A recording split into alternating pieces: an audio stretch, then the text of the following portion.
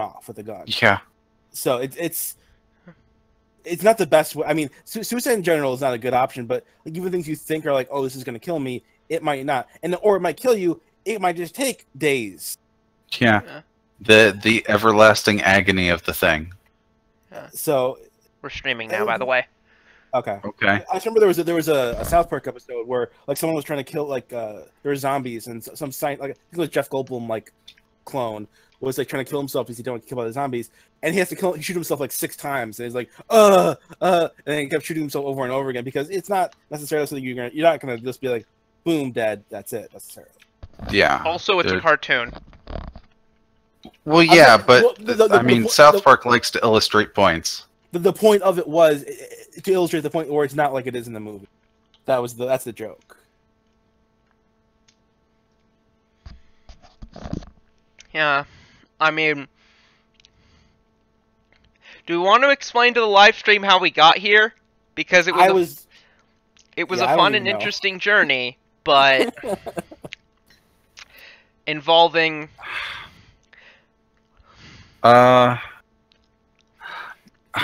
Go for it. Why not? Because I don't want to talk about some of the stuff publicly. Is why not? That makes sense. As if anybody's gonna watch the stream. There's always the off chance. I mean, I do occasionally recommend it to people as a good example of this is how good companies roleplay. What? Good? What? What? Yeah. Good? You think we're good? I've seen significantly worse, so yes. I mean, good optimization of damage maybe, but that's yeah. Jesus Christ, we barely roleplay. You have me, dude. I'm like anti-roleplay at this point. We do have some, like occasionally, but that's not something we're good at. The only game that we roleplay in is not streamed. No, but I mean, like, we make good RP decisions when we have the opportunity to. Yeah, and we're a good party in the sense that if it's rules appropriate or something, we'll fuck ourselves over just because it's the right thing to do. Mm-hmm.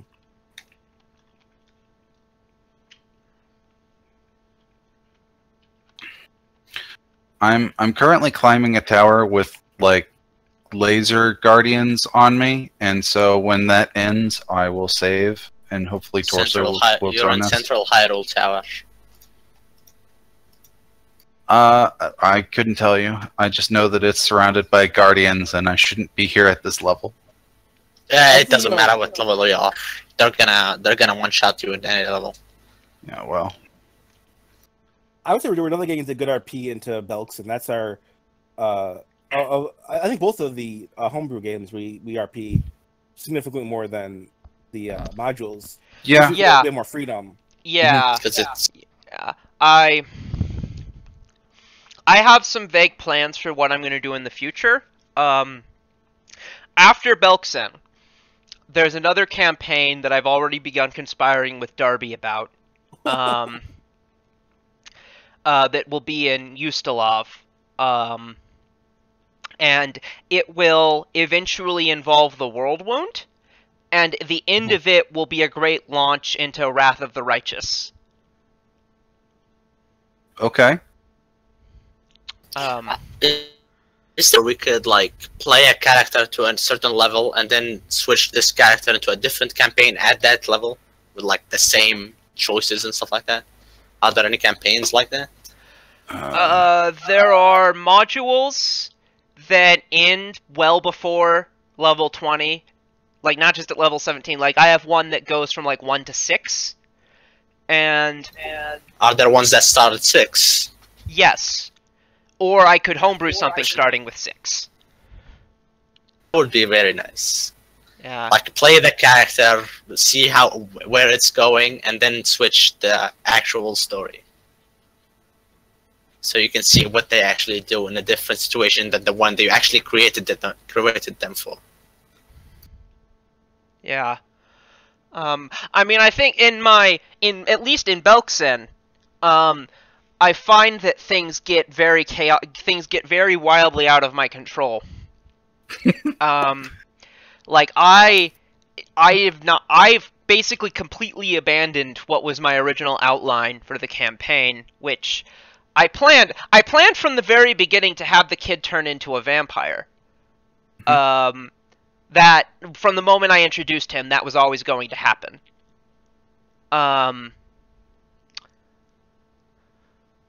But I actually expected you to just straight up kill him when you found him.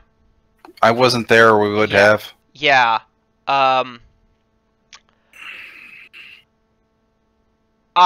did equip him to get away from you a little bit.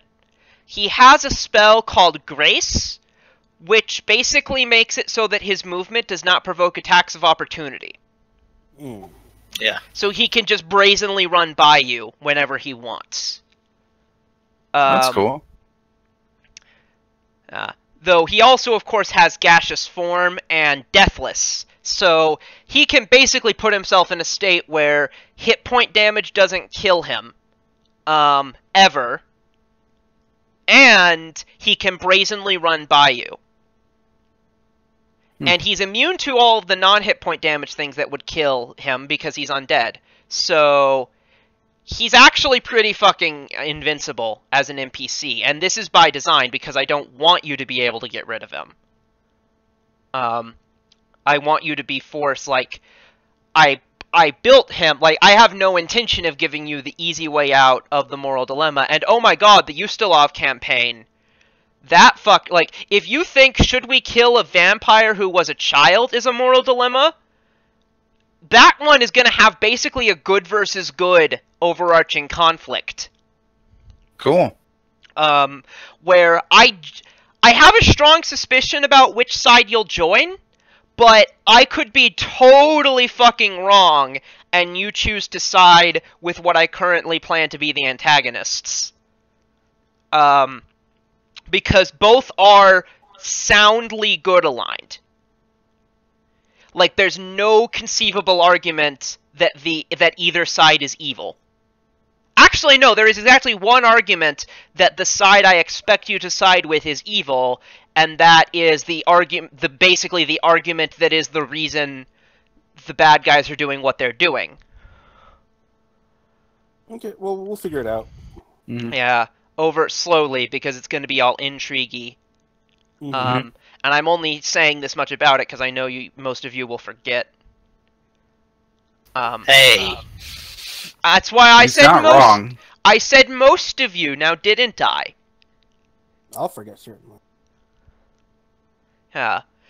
Darby won't, because Darby isn't here. Yeah. No, Darby knows more about that campaign already than I would ever admit to any of you. Because, like I said, I've been conspiring with him. Yep. But, well, shit happens. Conspiring with players is the best practice a GM can have. Yeah, it is. I'm really bad at that. I have never had something... Like, the least glorious result of conspiring with a player is better than the most glorious thing that has ever happened that did not involve that. I disagree. The least glorious result I've ever experienced was the entire group quitting. Oh, wow. I'm yet to have that happen. I think I've told this story, but it's been a while. I once was running a Pathfinder Society module, and it was a higher level one, and my group normally doesn't have very many higher level characters. So this being organized play, you can bring in whatever character you want as you go on, so long as they're within the pretty wide level range. And you can optimize them however you want. There's a list of which materials are available, but it's pretty generous, so yeah, you can bring in something ridiculous, and the GM isn't allowed to forbid an option if it's society legal. Well, if you would be an asshole if you told your GM, no, fuck you, I can bring this in. Well, I mean, like, this guy's going out of his way to tell a story for you, Generally, yes, but in society, that's not how that works. Well, hopefully they're trying to tell a story for you, but the point... So, the module surrounded demons. And this guy happened to be a tiefling, because you can no longer make a new tiefling character for Pathfinder Society, but it was grandfathered in, and we have a Torsive now, so let's get started. Alright. Yeah. They ban entire races for them? That's crazy. No, they don't ban entire races. They permit them very selectively. Huh, that's great. Everything I heard about Society makes me not want to play. It just seems... Yeah, especially you, Mr. 15 RRP fucking races. I almost never. Yeah, Kevin manages pretty well. Yeah. I do core races at least half the time. You can be a core race. You can be you can be one of the core races from the Dragon Empires. So you can be a Kitsune, you can be a Weyang, you can be a Nagaji, you can be a Vishyanka. That's good options. You can also, as of recently, be one of the elemental Geniekin races. So Undyne, Ifrit, Sylph, Oread. That's pretty good. And that's all. That's all, folks. So, still good options. Yeah, you can't be... But, like, you can't be a rat folk, you can't be a cat folk, you can't be a Raugaru, you can't be... Most of the races, you can't be. Most of the things that break rogue, yep. But I've never played a real rogue, but I've heard that it's hard to really optimize it too much. But I don't know if I've ever played it. It depends on how you do it, I guess. Mm-hmm. I mean, Sneak Attack does seem... obviously, I play a Sneak Attack character, but that was with full BAB, so that's not really representative. Yeah, I mean, the point is to get your opponent into a weak position all the time, every time. Mm-hmm. Or that one... who is it that... Like, he had the animal companion that was, like, blind deaf, but flanking, and... That was Blink. Oh, God, that was crazy.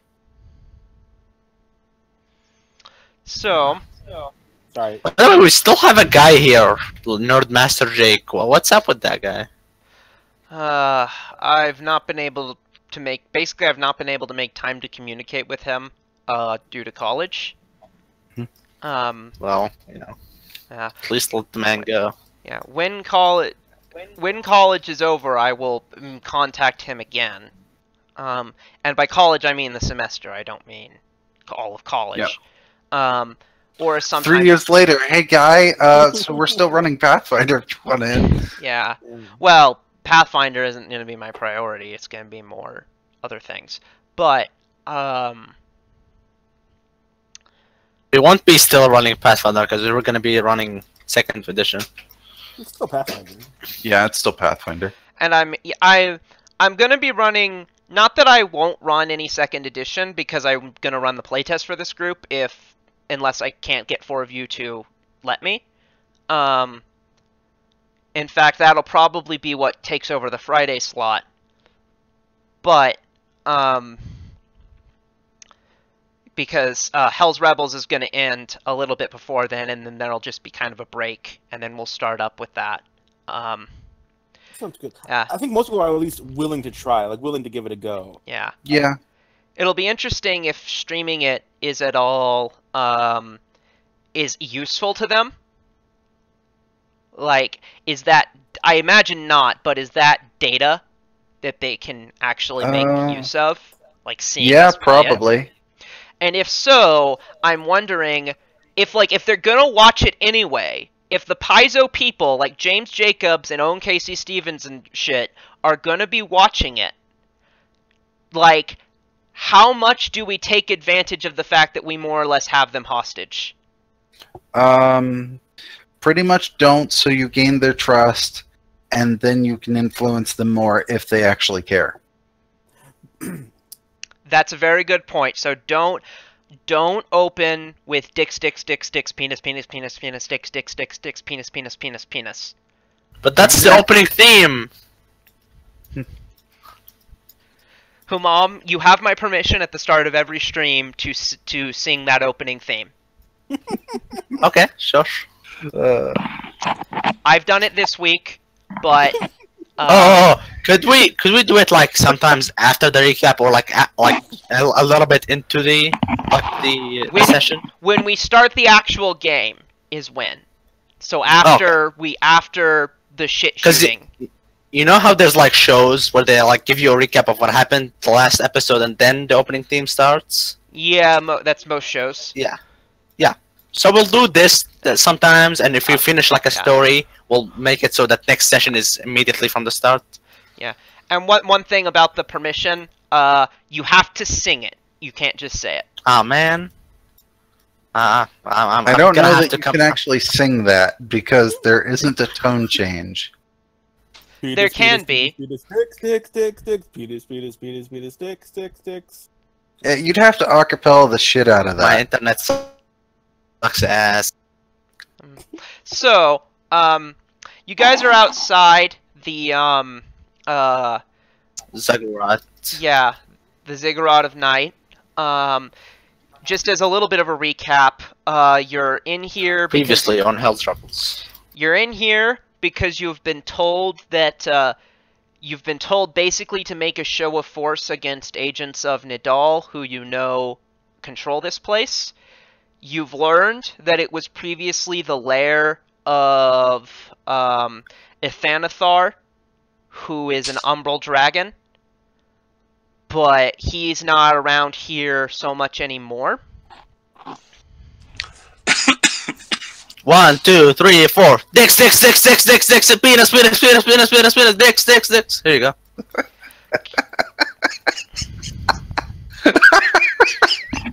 You guys are nuts. Yeah. The fact that you got it wrong makes it all the more delicious. Shut up! Okay. So the dragon. You should write the lyrics for me. I will after the session. Sheet music, please. Mhm. So the entrance was where the dragon was. I think you said. Is that right? No, the entrance is. You've not met the. No, well, so stairs. This is the entrance. Okay, it's stone tablet. With it like a. Yeah, the thing that like was a part of the thing, and then it became a thing. Yeah, that was not the dragon. Okay, sorry. You've not met the dragon. You've not met the dragon, and you don't know that you will. It might just be a backstory feature. What was the dragon was driven away. Don't worry about it. Yeah. What was the thing that we fought? I was just out of curiosity. I can't remember. A Nightwing. It was a Nightwing. Nightwing. Okay. It was an undead outsider, chaotic.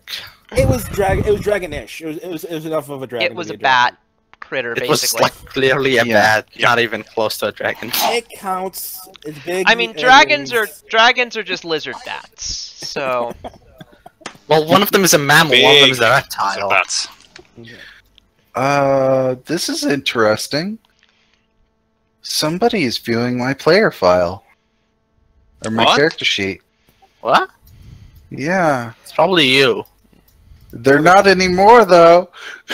Oh. Your FBI guy was checking up on you. He's making sure your character is leveled up, right? Okay.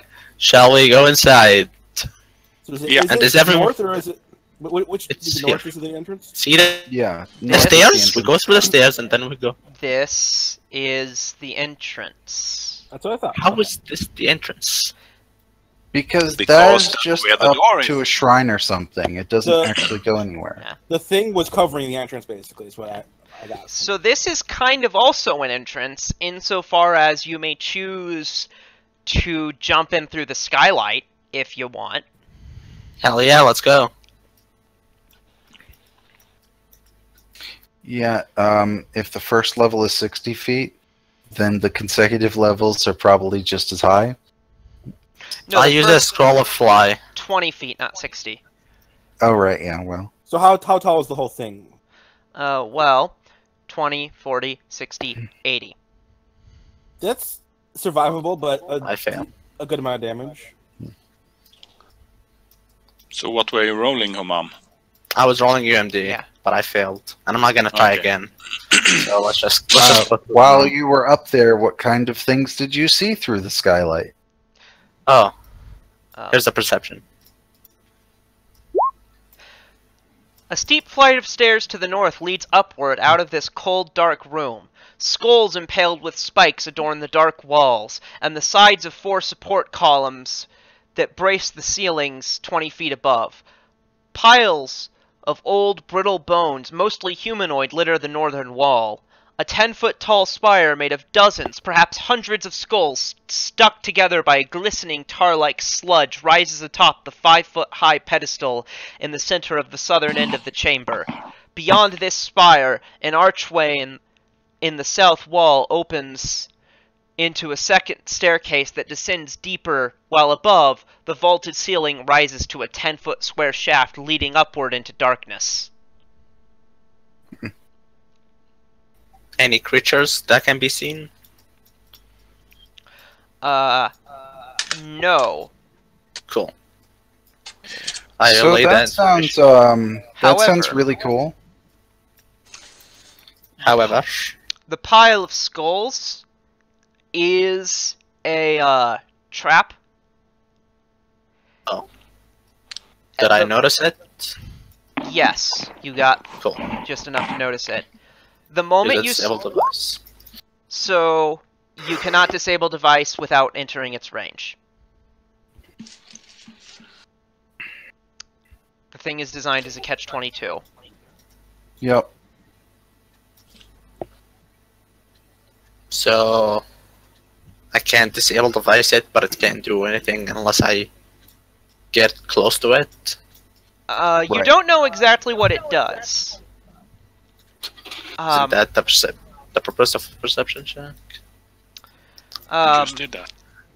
Well, no. I mean, it strikes you as magical in nature. Certainly, you don't see any mundane workings by which it would be a mechanical trap. But you would need detect magic or spellcraft to know what it does. Okay, I tell the team. Flux. Okay. Detect magic. Spellcraft is 23. So. Oh, that's my mod. Sorry. Roll is 32. Okay. So first thing to note about it is the radius of activation is bigger than the room. So you are fucked. You're going to activate it. Okay, so to be clear, this is through the skylight? Yeah, this is upstairs. The skylight and the lower entrance lead into the same room. Okay. So I can see through to this trap basically from here? From north? We need to open the door first, I'm guessing. Yeah, and actually, I realize the door is open because the door was that creature. That's what I thought, yeah. And Torsiv, you're actually standing within its range. Yeah. Except no, because altitude. Never mind. Because the stairs are supposed to be steep. So, yeah, but the instant you enter, you're gonna, or the skylight, you'll be high enough to not activate it at first, but as you go down, you'll eventually set it off. Okay, so I have a Summon Nature's Ally 2. So what I'm going to do is use my spiritual form to fly and be somewhat outside its range, but have line of effect. Send an animal in through... Let me tell you about the spellcraft first. Okay. First, you detect an alarm spell on it. You feel like there's nothing you can do about that because there's some sort of all-powerful force that really wants it to happen because it's fun. Awesome. Like it's as though some important NPC needs to learn that you're here through that alarm. Okay. It will also channel negative energy to fuck you, and when it hurts you with its channeled negative energy, it will spawn a greater shadow next to you that will begin to attack you. Do we have... Spell magic? Okay. Yeah, that's what I was thinking. I have that. First off, though, And it has a range. With my check, do I have an idea of if the trap is just repeated everyone or once every so often? It will activate once per round, and it's channeling negative energy, so it'll fuck everyone within range. Gotcha. Okay. So let's just spell it. Or we could activate the alarm and then just draw the thing out. Now let's dispel it. Yeah, let's dispel. Yeah. No harm trying to dispel it. Okay. Dispel is third level spell. That's a caster level check. Yeah. Yeah. 20 plus 15. 26. Actually, Why are you 13? Shouldn't you just be plus 14? one low. It might be. I have to look. How many levels? How many dips in Evangelist did you get? So are we 15 now? Yeah, Yeah, we all Yeah. 15. We've Yeah, been then it will be 27. we've been 15 for a while. Let me make sure I'm at the right level. 27. I think I should be. So it would be 10. So what happens, puppy?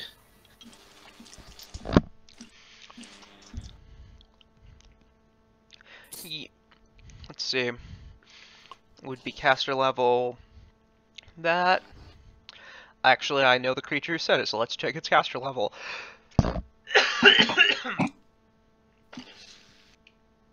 Yeah, I have about my level. I just. Can you Doesn't guys work. hear me still? Yeah, we're good. It doesn't work. Let me double check something real quick. Yeah. Whatever built this trap had a pretty high caster level. Is 20. it within? Okay. Would another 8 make the difference? I wouldn't say that you know. Okay, then I'll look up the ability, make sure if it works or not. I'm not. I know it applies to my spell resistance checks. Out I of don't know if character, yes, 8 would make the difference. Okay, so I'll look up the ability, make sure. Either way, I don't know if it applies to this or not. It applies to spell resistance. I'm not sure if that's, Just gotta open up the PDF.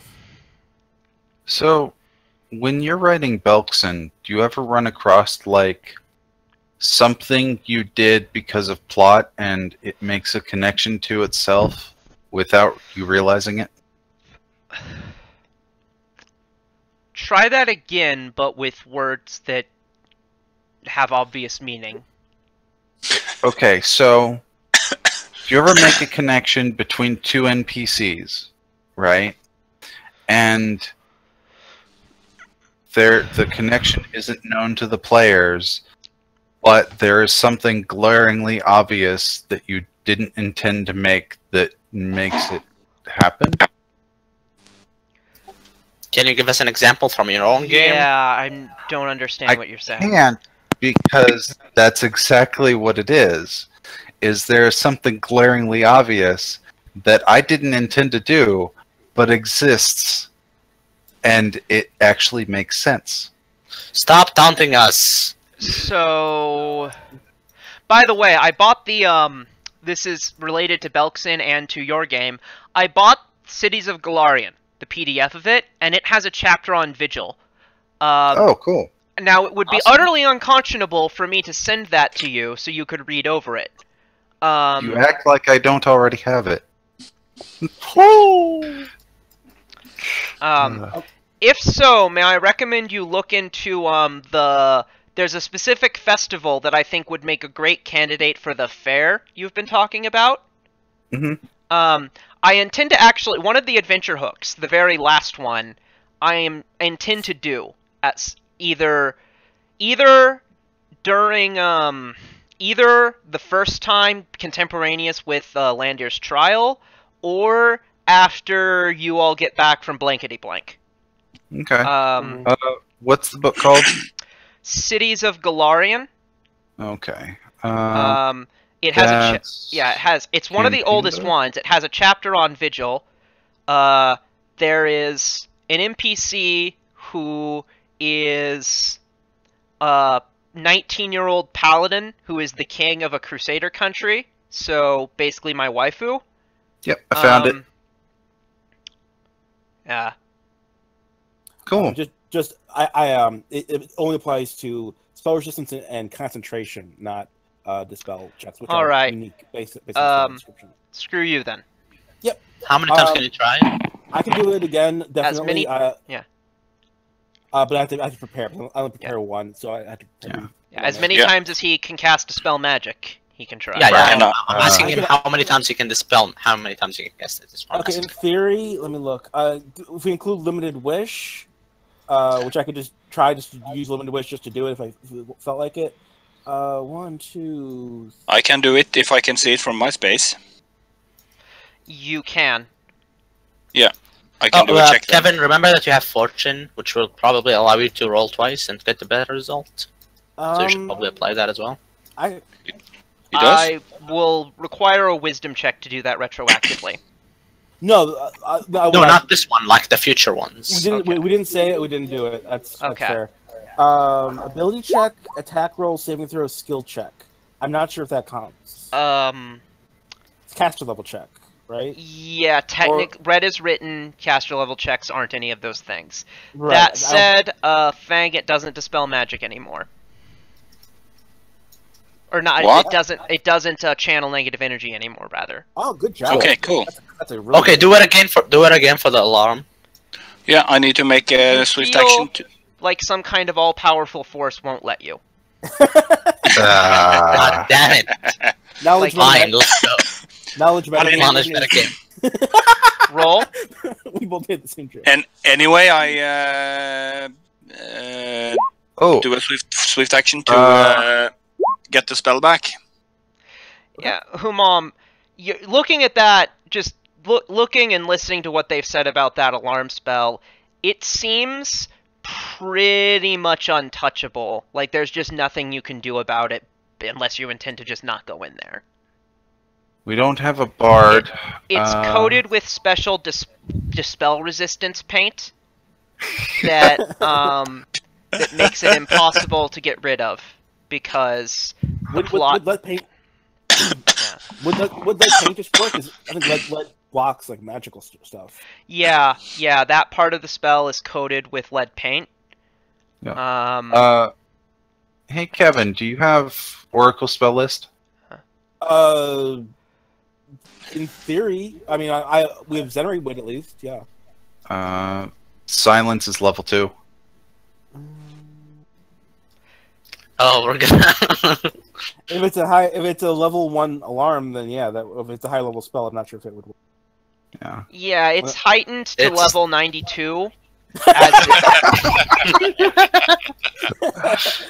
I think we know where this is going. Yeah. Guys, in all seriousness, Okay, let's just go in. Listen, I'm railroading this. I'm doing bullshit. You will understand why when the results of this spell happen. Let's go. Go inside. Yeah, that doesn't mean I have to like it. I maintain my spiritual form, so I'm still in that form. You don't have to, but you will. Trust me. Mm-hmm. Okay. Yeah, I'll maintain my spiritual form, so I'll have that duration. Okay. Is there an inside map? There is. I'm just giving you XP for disabling the trap. Okay. Oh, and I'll summon my my dragon when you get a chance. How big is the door? Can T-Rex go inside?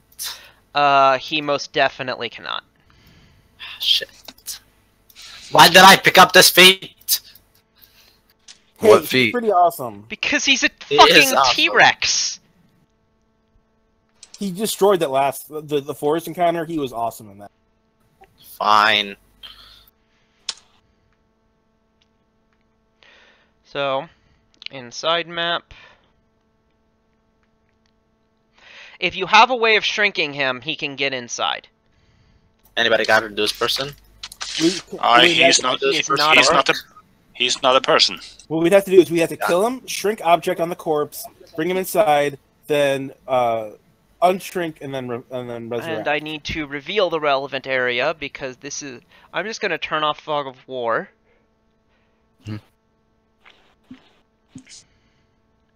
see myself and there we go. So, I'm reading the book, and I think I found a thing about like horse racing, but that's not exactly a festival. Well, it's this gigantic like quadathlon event. Hmm. So I think maybe I didn't read into it enough. Read the section about the steeple where it takes place.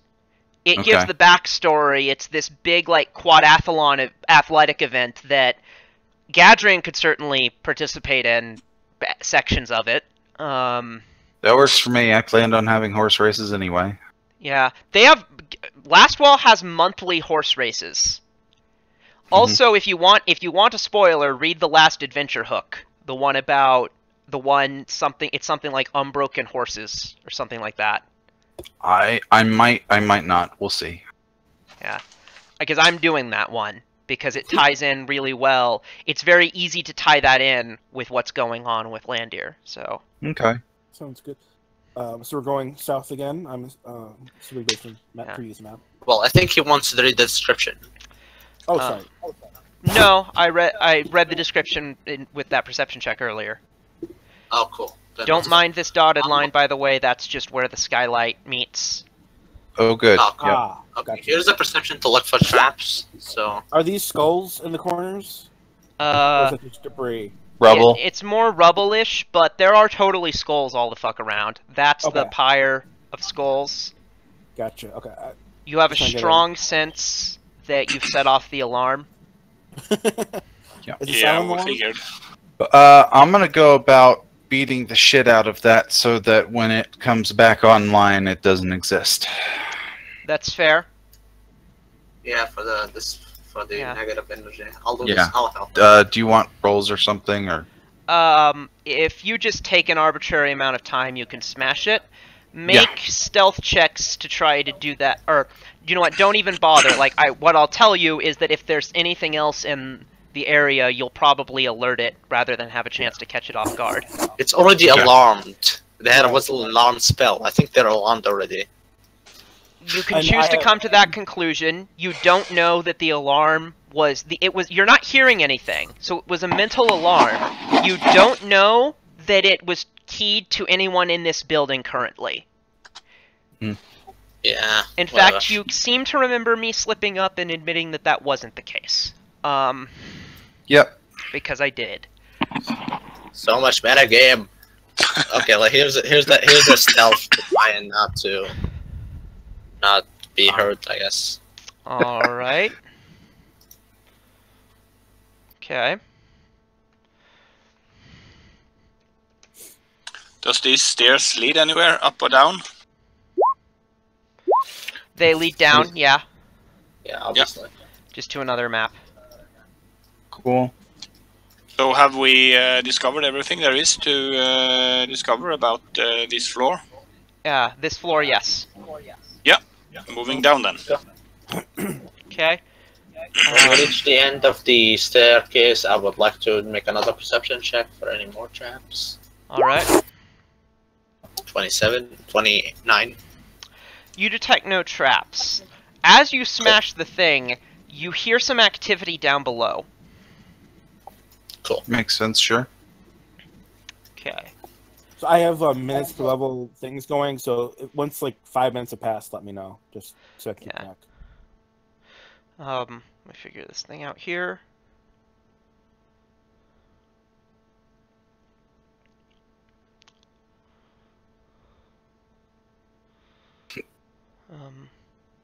Kevin, I think you should position yourself here and Zenray with us so he can teleport us. I'm not the teleporter. Well, so Poppy can teleport us. Oh. Just so I can, like, grab all of our tokens together. I will do that in just 1 second. Take your time. Yeah, no worries. I need to...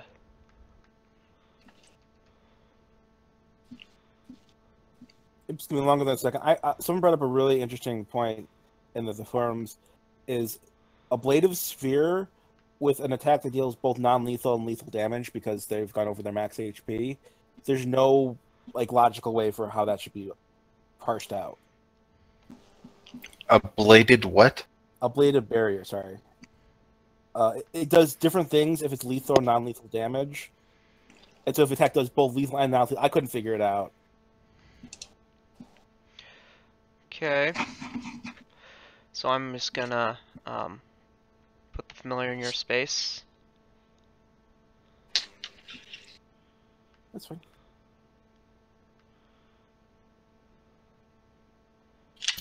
Oh, okay, I switched back to non-lethal. Because I did switch to lethal last session. Is there actually an argument over this spell? It's fairly straightforward. But if the attack does both lethal and non-lethal damage, and then the non-lethal damage is reduced, then the lethal damage that was done because of non-lethal damage would also be reduced. And so it's really complex. I don't know. It seems straightforward to me. Come down, you do immediately see an enemy, or a couple of them. This table has been overturned. A huge stone table, that's the overturned one, with 3 chairs sits in the northern side of this room. It doesn't anymore. Archways open into antechambers on either side. The archway to the northwest opens into what looks like a shrine devoted to a gaunt, eviscerated statue, while the archway to the southwest is blocked by a set of iron bars, creating a prison cell. To the northeast, a third archway reveals what appears to be a bedchamber furnished with an immense mound of furs, while to the southeast, a final archway opens into a room containing a large pool of inky black liquid. Large, brick-shaped chunks of shadowy stone lie here and there against the walls.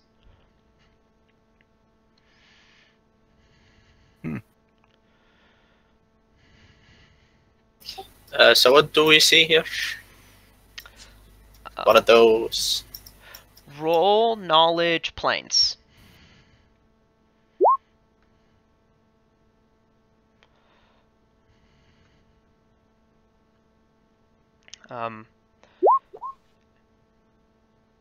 Is Leon? I don't have there's not an initiative for you. Oh, right. Button.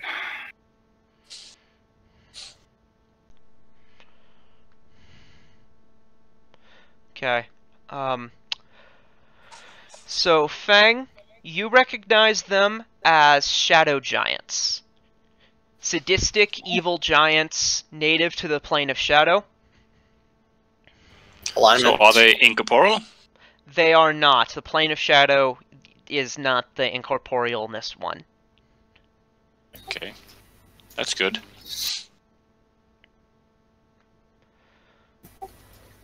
Do they have an alignment? Lawful evil. Are they considered outsider evil? They are no. They're humanoids. Oh, cool. Do they have any special abilities? Humanoid what? Humanoid, giant, extraplanar. The extraplanar one is what made it knowledge planes. They have an ability called Shadow Cloak, which they seem to have managed to activate just before coming down here. So there's mischance when you attack them. Their melee attacks, both their slam and any weapon they wield, bear energy drain, so they can pile negative levels onto you. Damn, alright. This activates only once per round, regardless of the number of attacks they make, and it's only 1 negative level. Oh, well. Well, so we're gonna need that only 1 negative level per round. Yeah. They also have the rock throwing ability that most giants have, and they do seem to have rocks next to them. These do not activate their energy drain. Must be a big room. Yeah.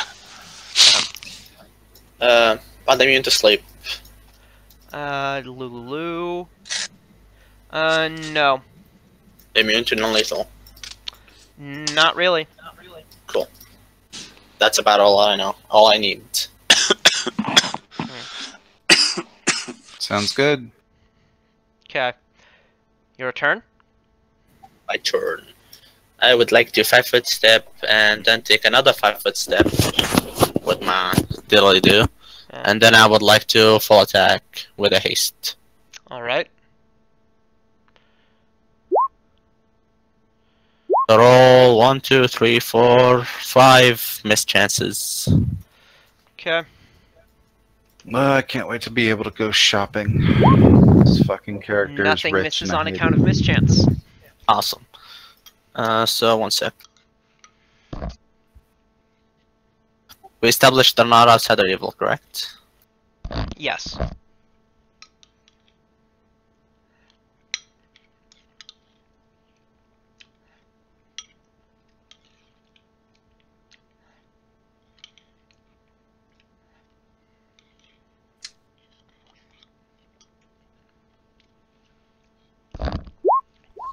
$173 damage.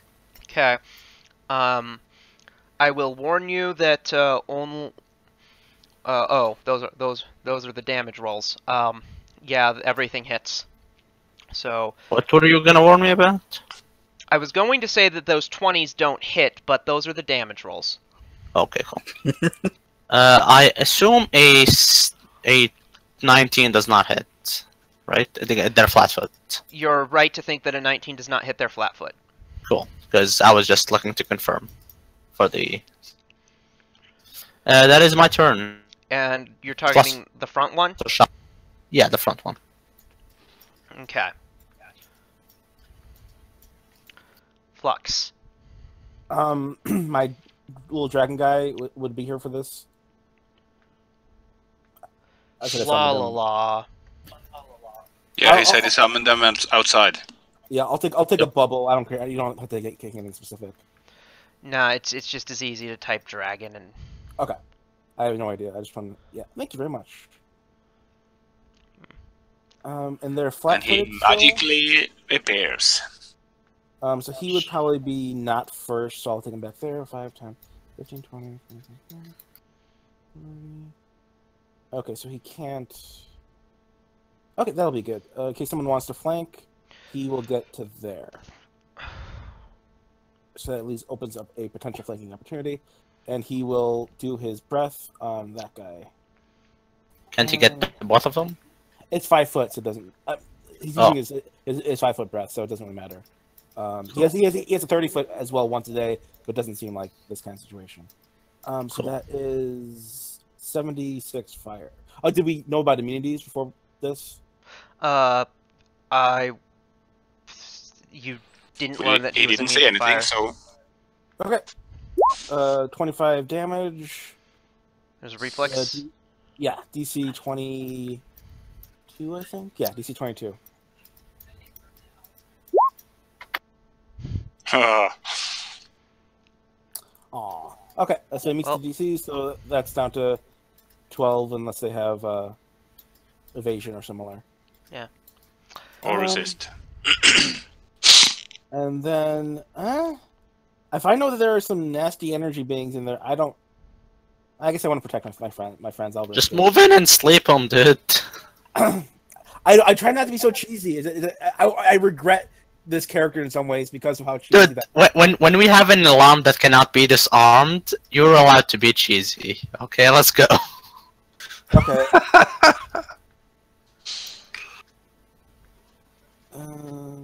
Imagine how many deaths you've saved in this game versus like Shattered Star. Yeah, that's a fair point. DC. He saved none. We could have gone. No, you have no idea how many times people died in Shattered Star. On our side. Yeah.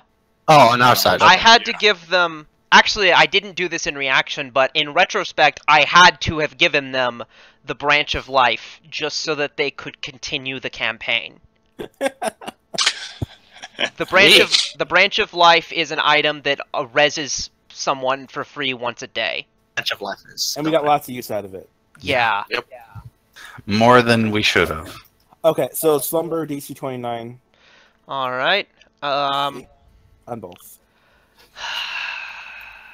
Is your DC 29 on that hex? Damn! Yeah, I can make it 30 if I really want to, but I'm not doing it. They're fishing for natural 20s either way. I decided not to. I figured 29 is probably good enough. Oh yeah, that's close. That is close, but no. No, he said natural 20. I'm saying like 27 Still, for it's pretty good, yeah. That's pretty close, but yeah. Yeah, but look at the bonus. Right. It's a +9. So combat. Why does nobody hires L? Say no to sleep. Hire elves. Nah. Okay, coup de grace. Loot. Move on. Alright, since we have plenty of time, I'll go ahead and talk about loots. There is actually a decent amount to do it kind of down here, so I'll maybe go ahead and explore. Yeah, we'll do that then. This room. Also, just because they do have I'll go ahead and roll their fortitude saves for some coup de grace if someone wants to be the one to do that. Yeah, Leon, you have the most damage, I believe. This guy. I suppose, sure. Theoretically, it could button? reignite combat. I'm only meant to click that once, but Okay. still. So he's fishing for a natural 20. Didn't get that one. Yeah. That's a much better fortitude save than the reflex. Yeah. Well, there's 2 of them. I can use the second one. Second one. Yeah. Again, got up there, but not good enough. Yeah. Cool. You kill them quite adequately.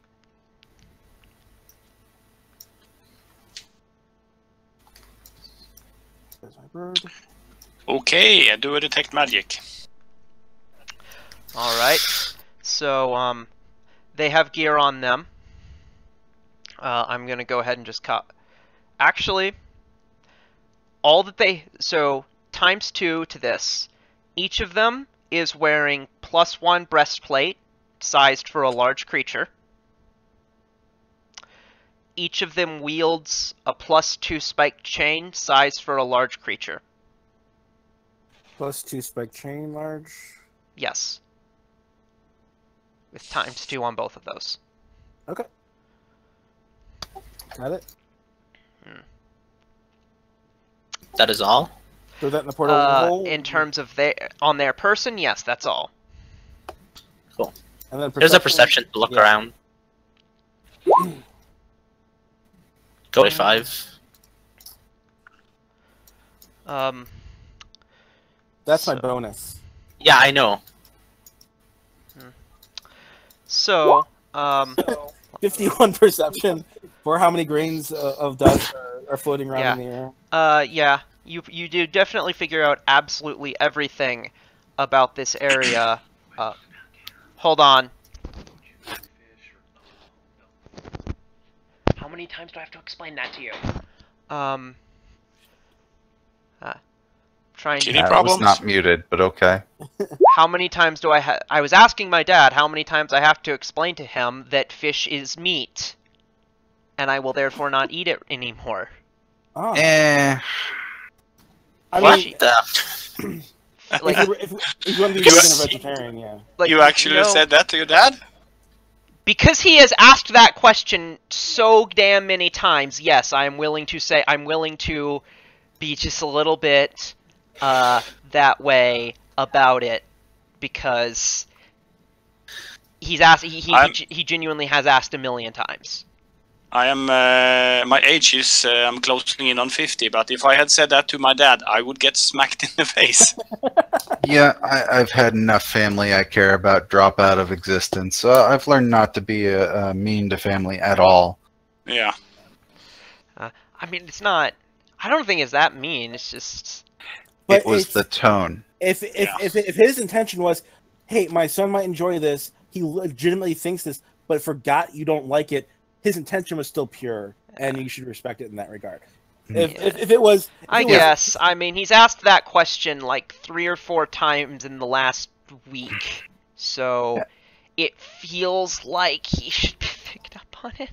Well, okay, but remember by it now? could be for any other number of reasons, including, hey, I want to talk to you, bud. I guess. I'm not going to tell you how to child, but, you know, relationships suck sometimes. We should do what we can to improve them all the time. Okay. Here. So. Yeah, happy or elected. That's fact. Talk to me anymore. Most of that cut out, and I'm kind of glad it did. Yeah, I'm glad it did as well. So where it concerns this chest.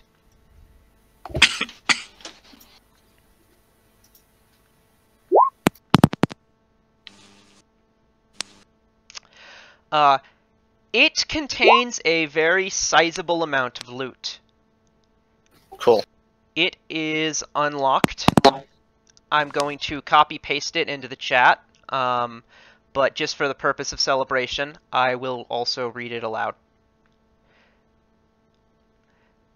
These items are predominantly, I say predominantly, they are sized for medium creatures where applicable. Woohoo! Can you... never mind. Just copy-paste it.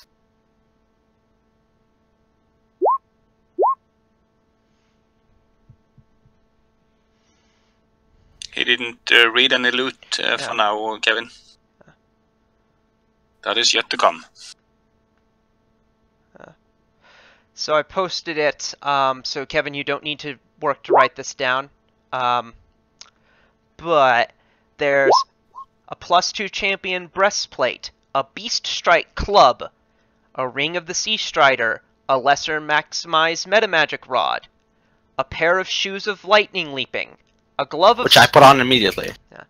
A glove of storing that contains an orb of utter chaos, a bejeweled silver holy symbol of Desna worth 500 GP, a single aquamarine worth 320 GP, a velvet pouch containing 10 pearls worth 120 GP each, as well as 732 platinum pieces, 1,950 gold pieces, and 4,300 silver pieces.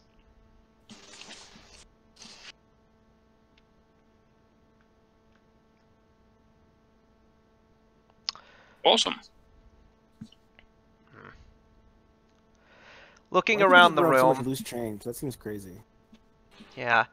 Like if you find like thousands of pennies in someone's apartment, it's like, what the fuck are you doing with that many pennies? Yeah. Looking around the room, this seems to have been a prison cell that may have once contained torture victims and/or future meals. Could I do a survival to maybe track how recent that is? Sure. 1 sec. Plus then.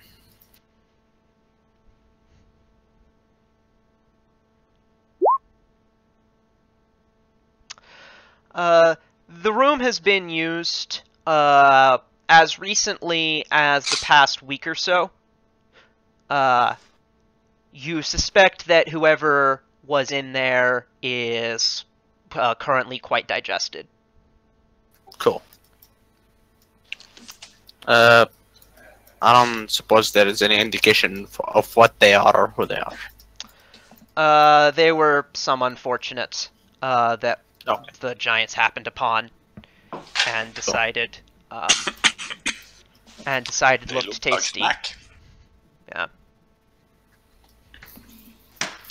So this pool deals negative energy damage / healing to creatures who immerse themselves in it.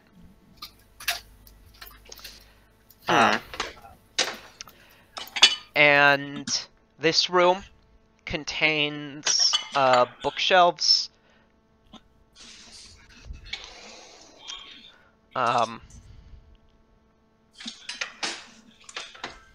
Looking around the bookshelves on any cool books?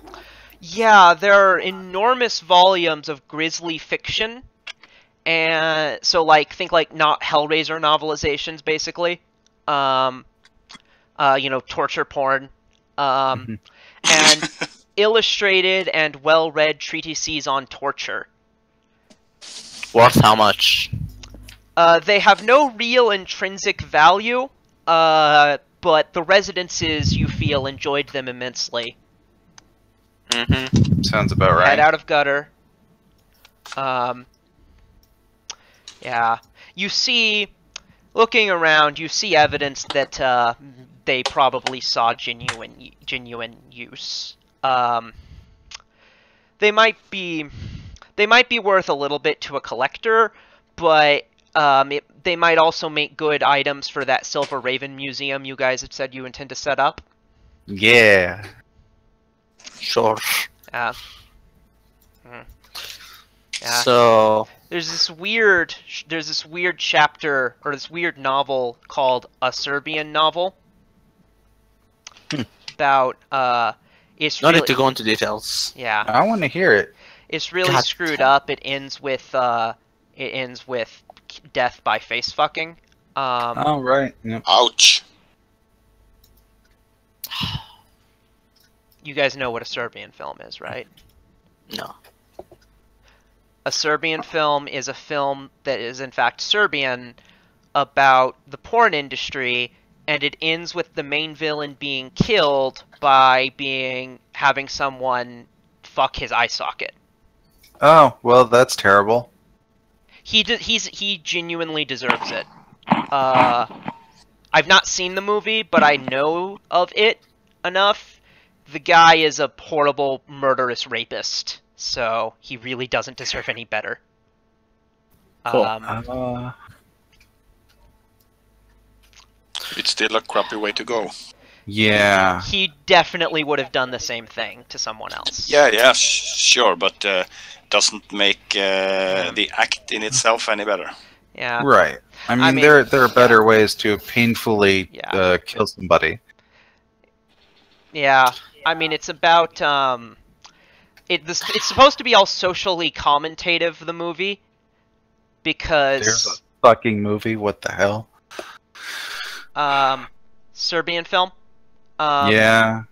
Yeah, it's supposed to be all socially commentative, for the simple reason that the idea it's something about Serbian youth, Serbian men being basically having to fight for their government, and it's bullshit unjust wars or something like that. Okay. Because men are universally conscripted in Serbia. Mm-hmm. You guys hear a T-Rexian roar up above. Ooh, Okay, something's happening on the outside. Let's go outside. Yeah. Outside. Chup chup. Teleport us, please, puppy. I'm teleporting.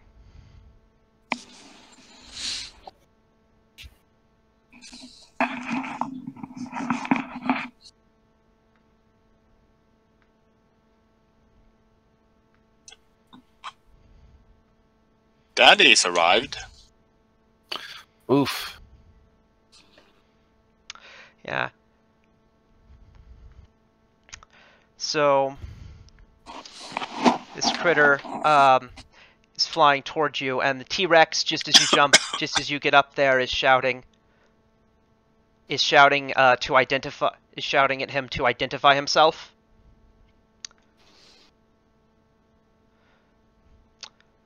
He very calmly says, "Well, my name is Athanothar. How is my old lair doing?"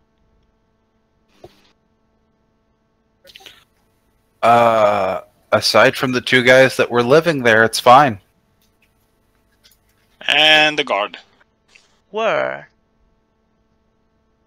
We kind of took care of them.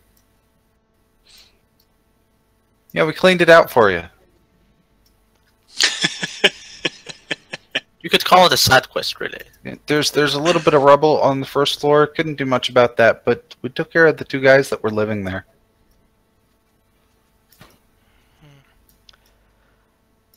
Well, that's very convenient for me. I thank you.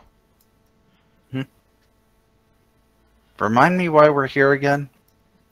We were supposed to come here and attack those guards, just to, like, measure our dicks against their nation, I guess. Essentially. Yeah. Okay. And this dragon used to live here, and then he was driven out by these guys. He wanted to stay here because this area has a lot of power, and he doesn't want it to go to these fucking monkeys or whatever he called them. Okay, cool.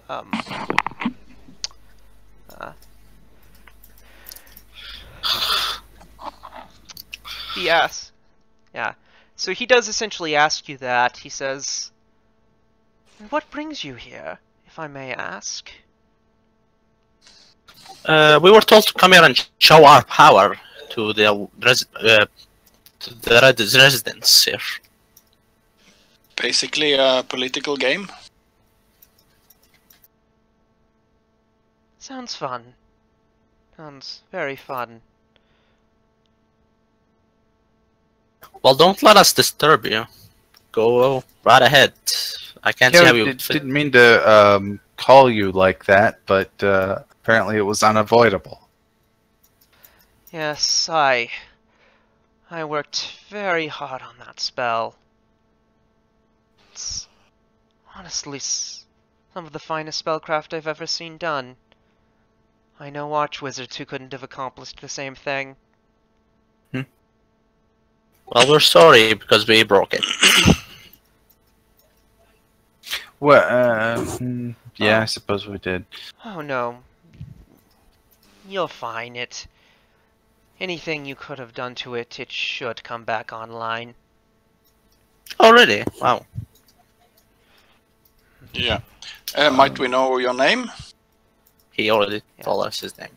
I'm Mithanothar. Might I know the same of you? We are the Silver Ravens. I'm Fang. He smiles. What a lovely name. Yeah. I know, it's because of my fangs. Gee. Name fit functions. So, out of game, what kind of dragon is he? Can I do a knowledge check to... Umbral Dragon. Arcana or Planes. To know what he is and also know about them.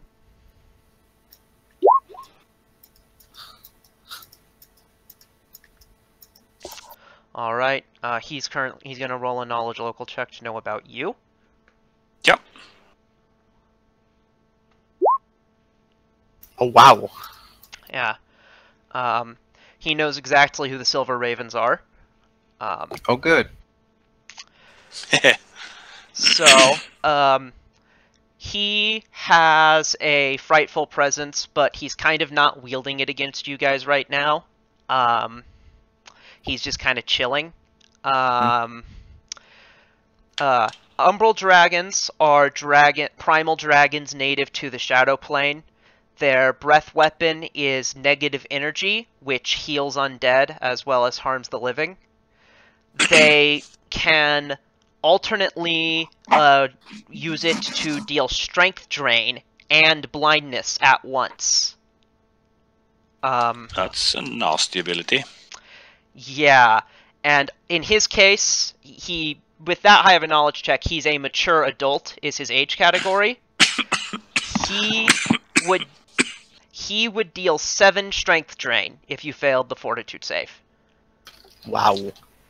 Ouch. Wow. He's immune to cold, death effects, negative energy, paralysis, and sleep, being a dragon. Mm-hmm. He can use Shadow Walk at will, which is probably how he showed up here so quickly. He can also make things dark and do Vampiric Touch. He has a Sorcerer's loadout of spell-like abilities, which includes Inflict spells. I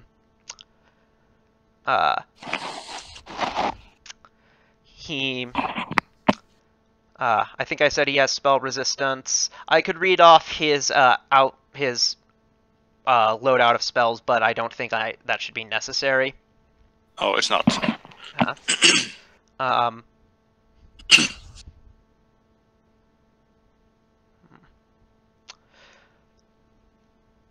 Yeah. What alignment is he usually? Umbral dragons are normally chaotic evil. Okay.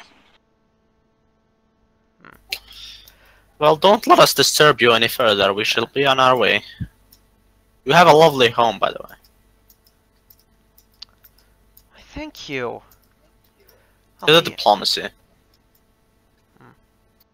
Go ahead. One thing I'll say is that the check you made earlier about last session about him specifically, he did make him sound a little more docile than Umbral Dragons normally are. Yeah. He raids towns occasionally, but we do know that. Yeah. Isn't really a massacre-y type.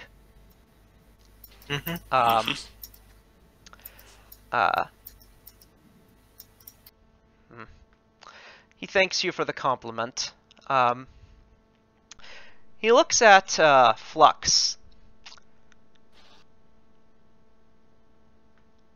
I've heard a decent amount about your group, but I'm not sure that I recognize you. Because you're in spirit form.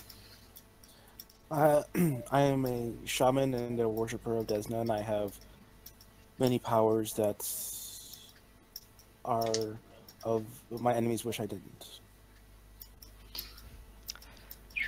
I can only imagine. I certainly relate to having more power than one's enemies wish. But I will admit, you seem to have gotten more reward for your worship than most mortals ever hope for. Sometimes contact with other planes can leave scars, sometimes wounds. I was one of the lucky ones. Contact with other dimension is what you mean. The meta magic, the meta dimension. Yes.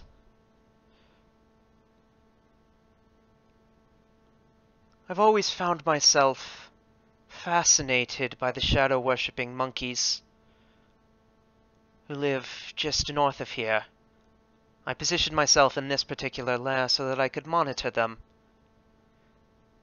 They command shadows with skill, but their reverence of them is as illogical as any other. It somehow still always strikes me as strange. What does Desna do to earn your loyalty? I assume it started well before she rewarded you this well. I gained my worship of Desna from my mother, who taught me that true goodness and knowledge requires a knowledge of the world. In order to truly do good, you need to know more about it, and to do that, you need to see it. And in my travels, I have learned much, and with this group in particular, I have come to great power in her name.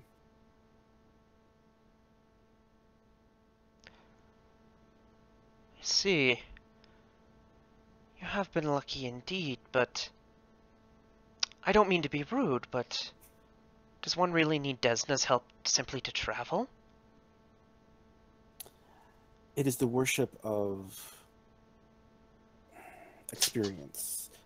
That's what I get from it. It is being out of the game. I probably don't know enough about Desna to really have this conversation, but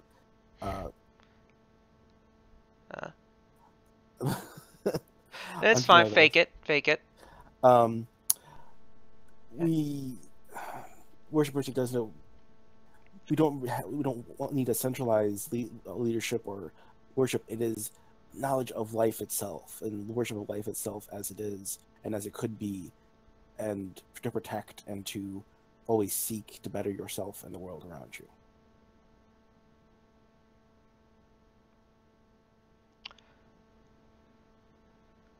All of that sounds very noble, but it almost makes the butterfly woman redundant, don't you think? Her grace is what blesses us and gives us protection as we do our good work. Any good work that we do in her name, and it expands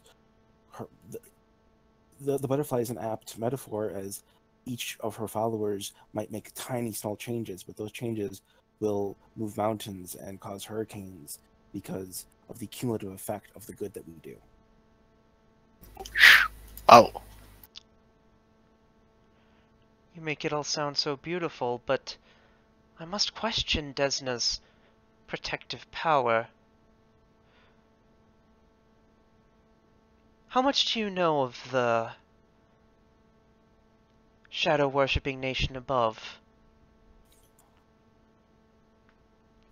Should I roll, or should I say what You can roll knowledge geography if you want. I do have a little.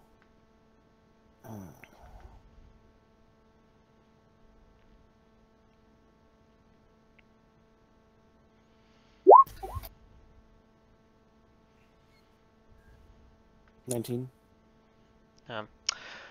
So, one thing you know about Nidal, and you imagine this is sort of what he's getting at, is that Nidal having its connection to the night. Zon-Kuthon and Desna, in general, Zon-Kuthon being the god whose state religion is who is the state, essentially the state religion in Nidal. Zon-Kuthon and Desna traditionally have a rivalry for who has dominion over darkness and the night.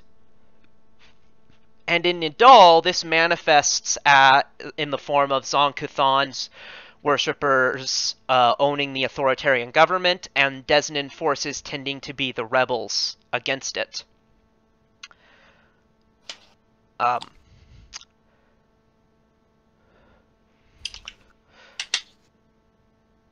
There's only one port city in Nidal, he says.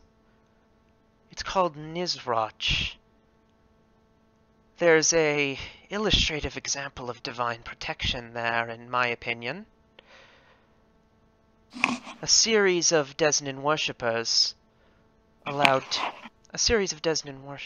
me find the actual thing.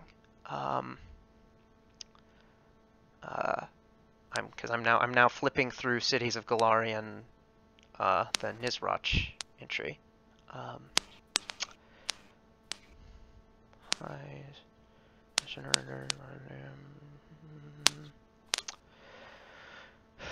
There's an illustrative example of divine protection there.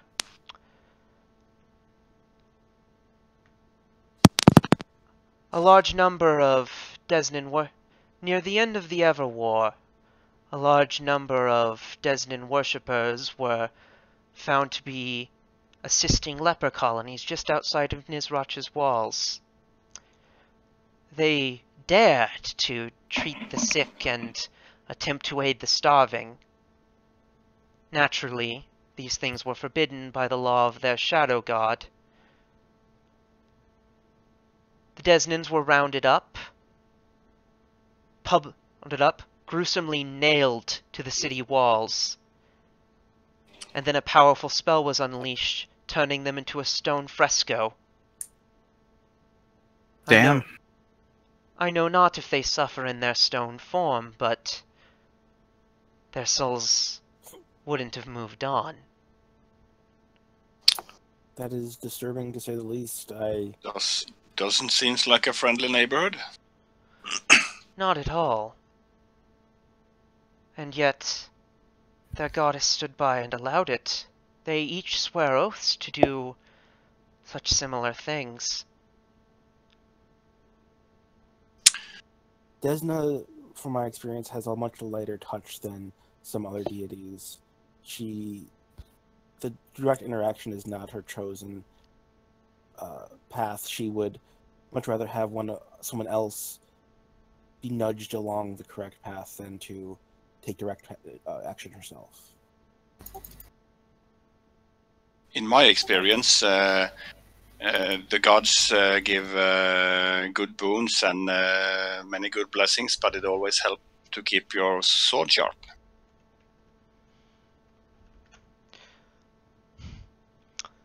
It does well. It helps a monkey to keep their sword sharp. I have everything I need. As do I. Wow, you really don't understand euphemisms, do you, Mr. Dragon? Oh. You're amusing. Not many people say that to me. There's an old friend of mine who condescends himself to a human form for that exact purpose. He's dating some paladin of Lastwall. Please, no.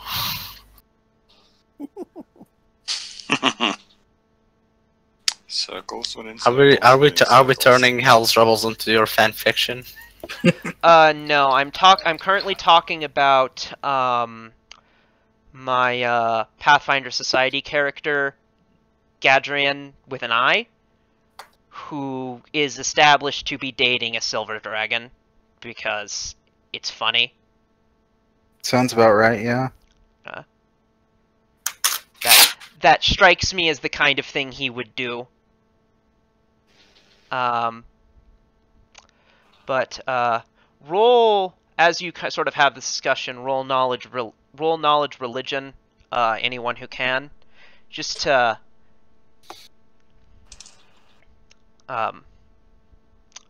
sort of just to represent, yeah, Flux, you and him, you're having a rousing discussion about this. He really seems to be enjoying himself, even though he's disagreeing with a lot of what you say. But it seems like this is something he likes to do.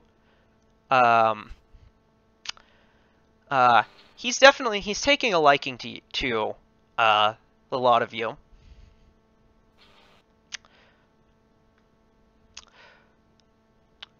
I, of course, am above taking human form.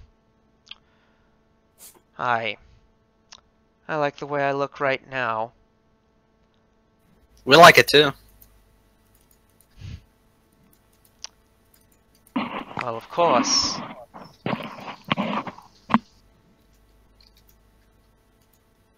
I have never...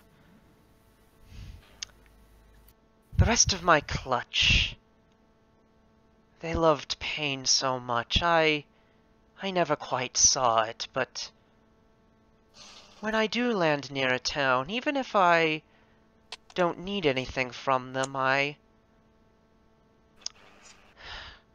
just something amusing about how they run screaming. I don't hurt them, not most of the time.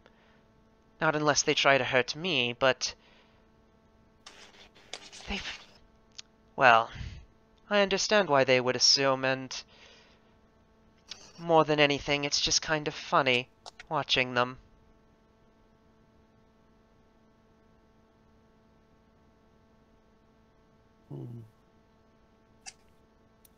Well, from what I've seen, the humans of this world and the other beings of the similar ilk do much more of the important, structures and living and building and changing, and other creatures just seem to exist for eons with doing very little in comparison.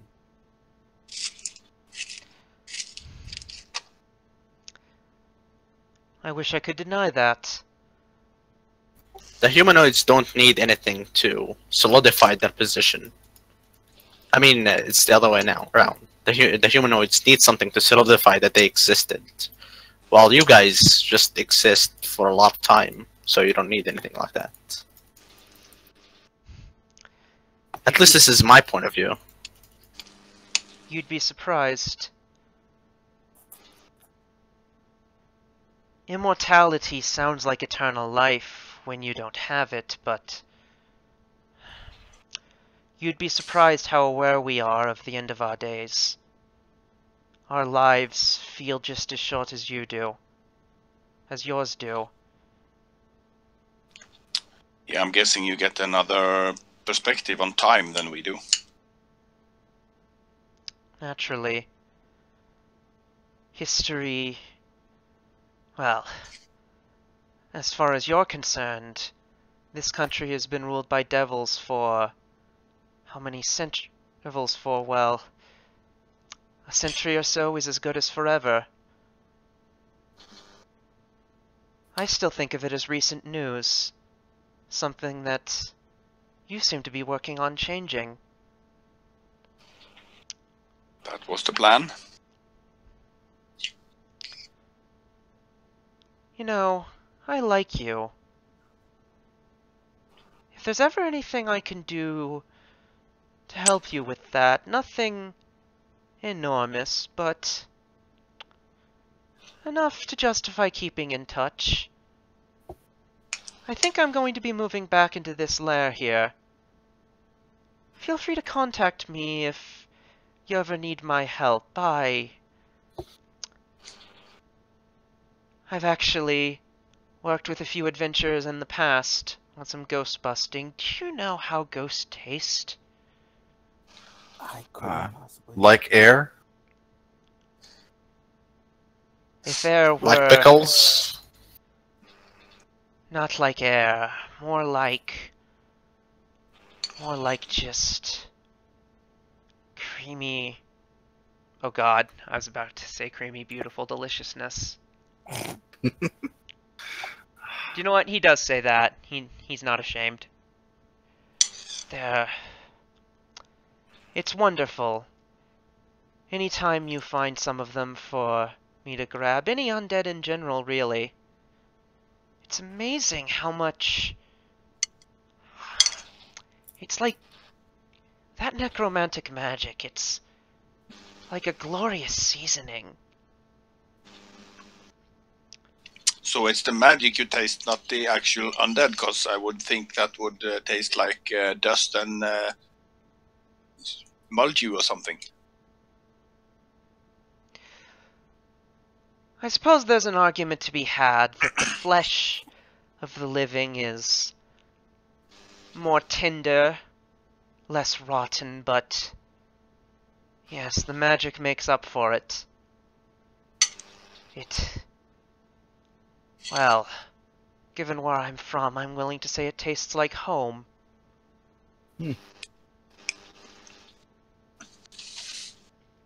Cool. Yeah, I guess I can relate to that, you being from the Shadow Plane and all, so we have to take your word for it with the taste for the undead. Yes.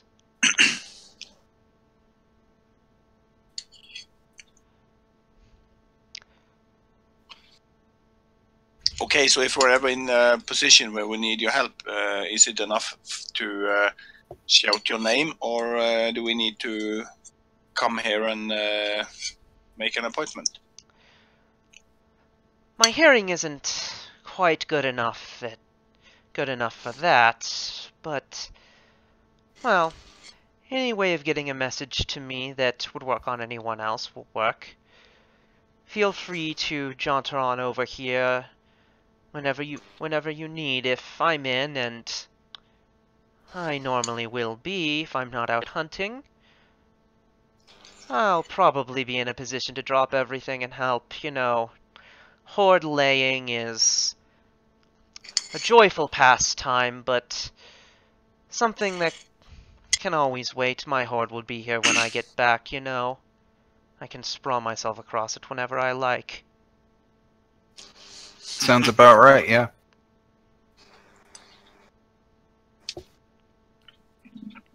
Okay.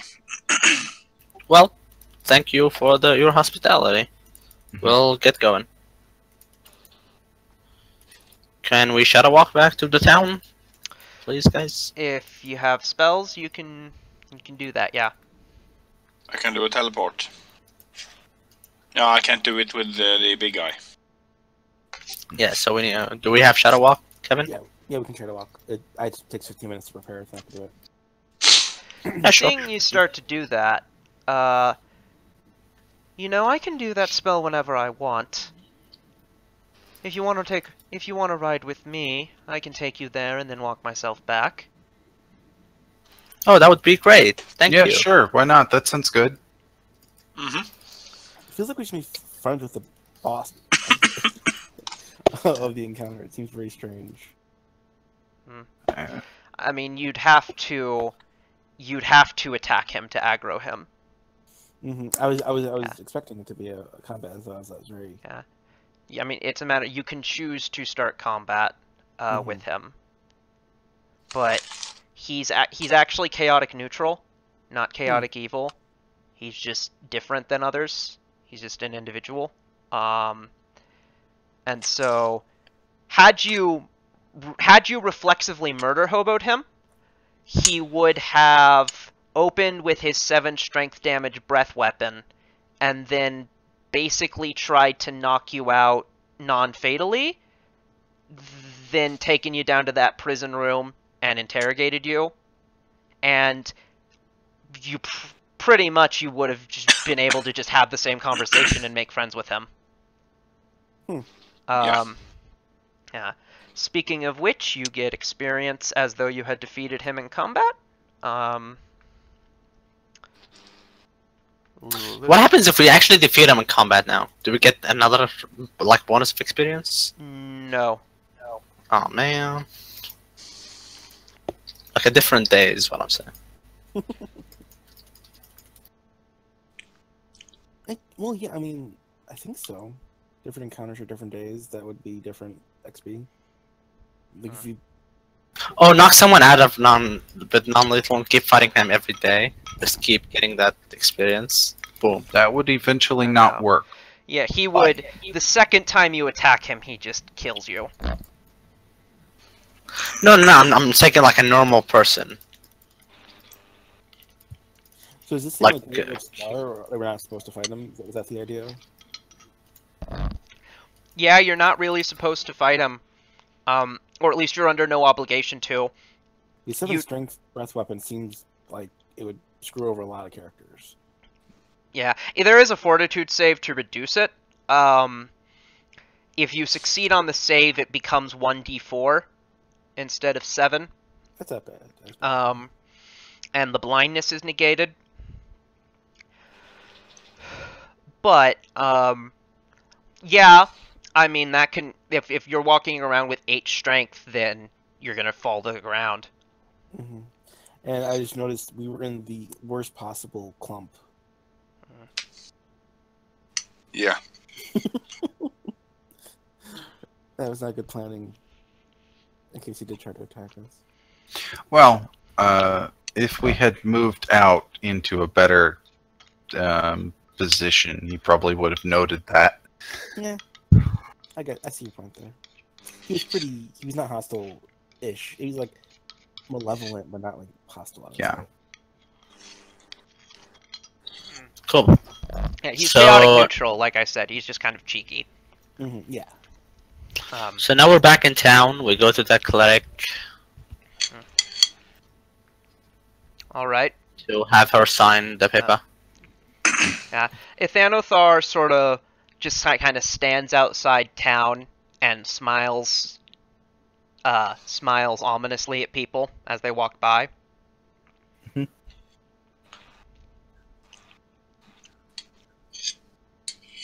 He occasionally says hello to them, and they run away. I believe it. Yep.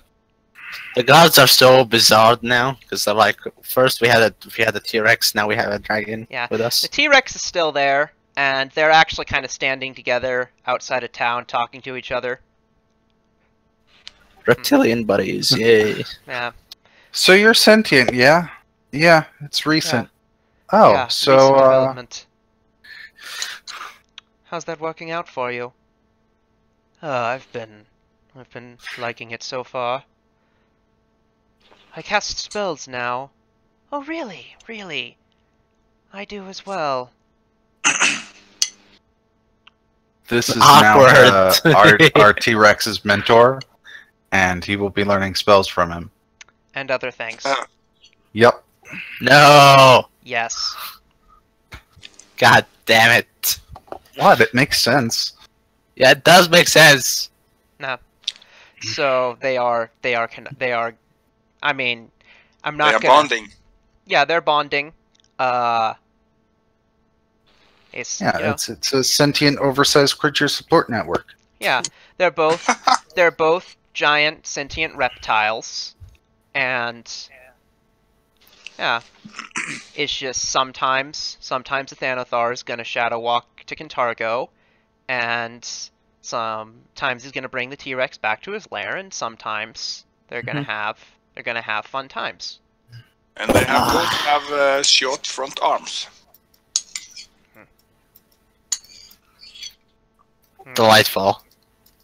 Yeah. You really are just writing fanfic with this Hell's Rebels. This is an RPG. The point of it is to write fanfic. Sure. Who am I to disagree? Now I have to look something up. Yeah. Cool. So, do we get the signature? Yes. You get the signature. So that's 4 out of 4. Yep. Let's go back to Kintargo. If the dragon would like to take us there, we can show him where the T-Rex lives. Giggity giggity. Take a family photo with them. Yeah. He does. Unlike the people in that town, the citizens of Kintargo are just completely used to you, and so, you know, some of them are kind of put off by the dragon's appearance, but for the most part, they're like, it's the Silver Ravens. Naturally, they have a giant dragon with them. This is completely normal. It's a good point. We should get a picture, put it in the museum. Yeah. Yeah. The dragon is not quite willing to pose for a portrait, but he will consent to letting an illusionist examine him for a few minutes, so that you can get a nice hologram. Yeah, a nice hologram to pose. Yeah, that's significantly better. Get it of him flying around. Cool. Yeah.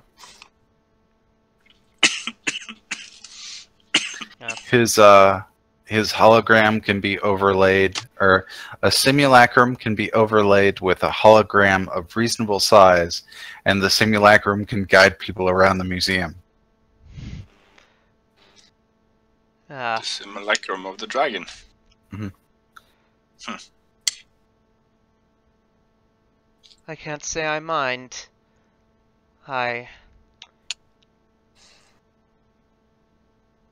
Be sure to tell any of them that... Be sure to tell them that they're allowed to stop by my lair. Though... I don't think they will, but I'm sure we'll mention it to somebody. Well, I can't speak to the... I suppose I can speak to the continued survival of anyone who stops by my lair. Hey, living flesh is just so bland to me. Never been able to tolerate the stuff. Well, not unless I really, really had to, but there's a great forest, sort of, not the one right over there, a ways to the east. There's a substantial infestation of undead there. That's my favorite place to do my hunting. Sometimes I even shadow walk up to Ustalov. Heard any stories over there? Oh yes. Interesting ones. Supposedly... I heard there was like a dragon killed recently. Was there? That was in the Green River Dragon. Kingdoms. Isn't that one next to? That's not near each other. Yeah, Okay. River Kingdoms are... Yeah, that was a substantial setting teleport. But yeah, he, certainly, but yeah.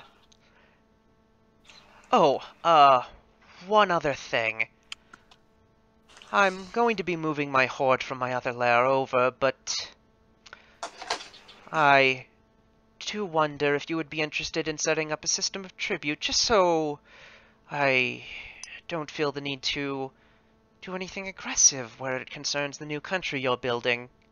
I'd hate to compromise my friendship with you, just because I have to grow my horde sufficiently.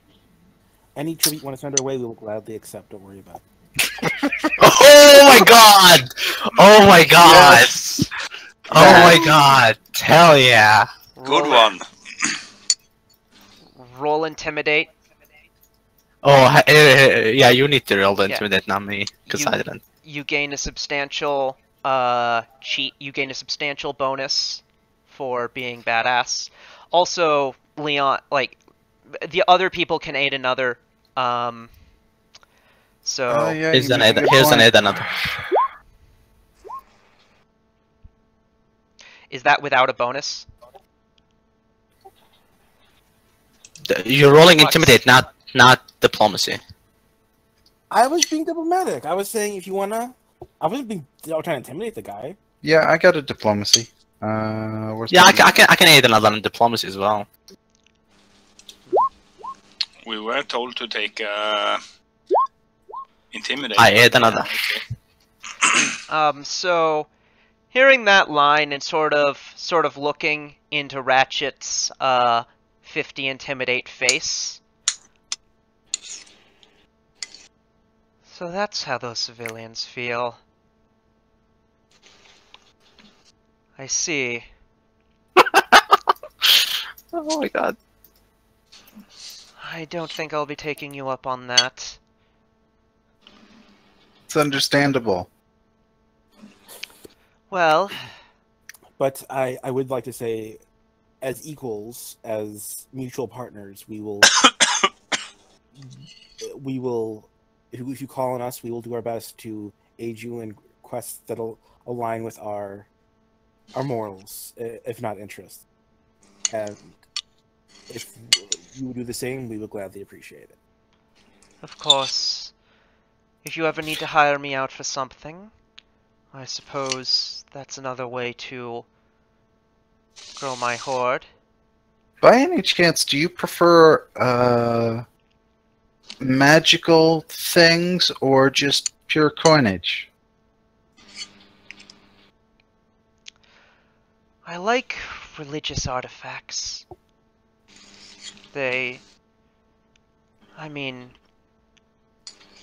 It's... Oh, give him that thing of Desna we found just now. I was That's actually fine. I want thinking that. of something I'm else. not gonna. Sure. It's all... Um, I find faith all so deeply illogical, but also fascinating. Do you want the robe of bones? That's what I was thinking of. Oh yeah, we should give him the robo. Or He sniffs The- that, casts Detect Magic.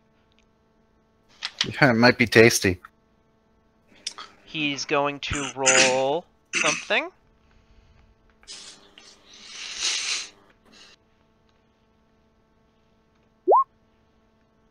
Did you never examine this?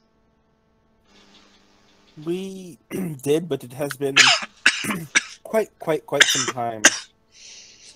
This isn't a robe of bones. It's a robe of powerlessness. That is Oh, well, that's not another issue. great. Are you of interest in cursed artifacts? Now, obviously not to use, of course, but That's a good to, point, to yeah. own, just to have around you. Is that something you're interested in? I wouldn't really say so. Do the incinerator then. You guys just never checked it because it was you weren't allowed to use it anyway. You're But right. it has been cursed this whole time. What about something truly unique that you couldn't get outside Cheliax? Go on. We have a device that was found within a person. And we don't have so much use of it as it is a storage device. And I don't see us putting it inside of us, but not that you would have to either, but it seems like an interesting bauble. Are you talking about the thing that was found in Yes, I am. Throne's chest? Certainly sounds rare and valuable enough to be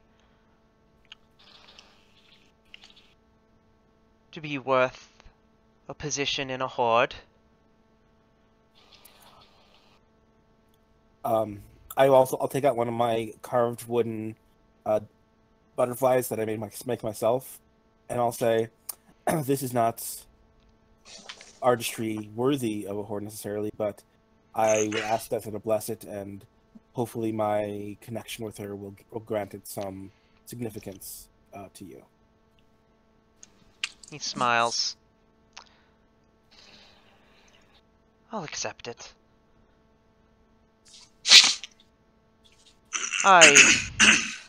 Well, if it had been in a town I visited, I probably would have grabbed it to throw on top, so it should be good enough.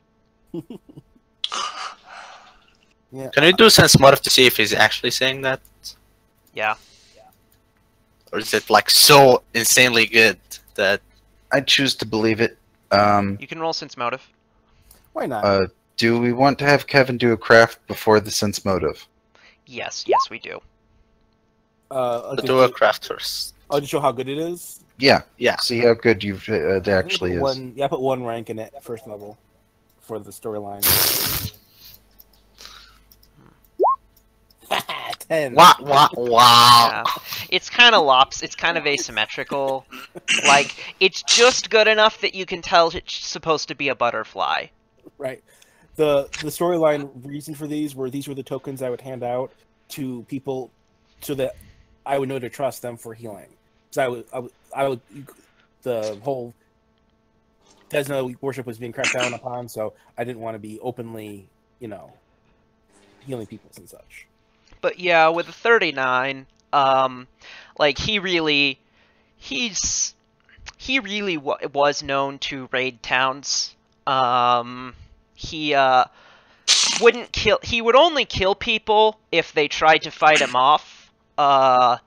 He otherwise was known to cripple them with his breath and then just kind of take their shit. But yeah, he always liked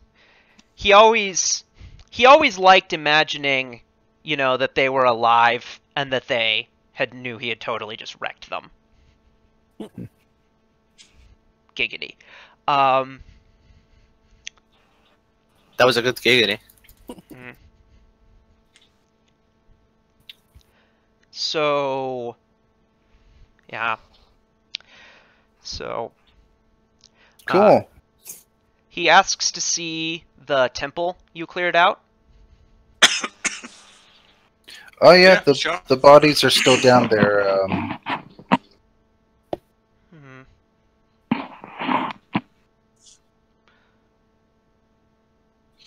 So if your favorite food, so to speak, is undead, and you think humans are bland, what about demons? How do they taste? Well, demonic life is as varied as the horrors of the abyss itself, but it varies.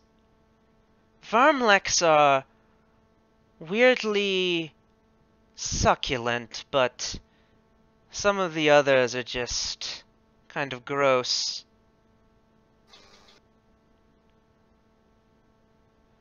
Okay.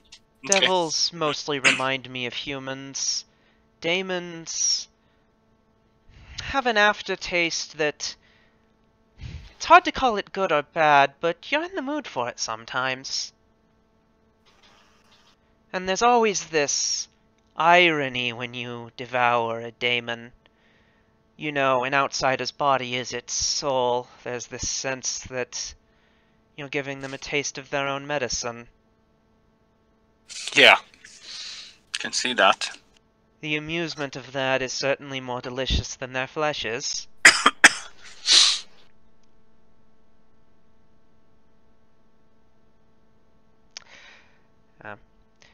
He lands on the thing. I think Yeah, he lands on the thing. He can shadow walk. I believe shadow walk. Well, no, he can't shadow walk in there. Let's see if he has a means to get inside. Oh, dimension door. Yeah, so he can get inside. It's a little cramped for him, but he knows his own strength and he can get around without, crushing shit and breaking shit. He's used to being as big as he is. So he looks around. There are still, there aren't really still a bunch of corpses.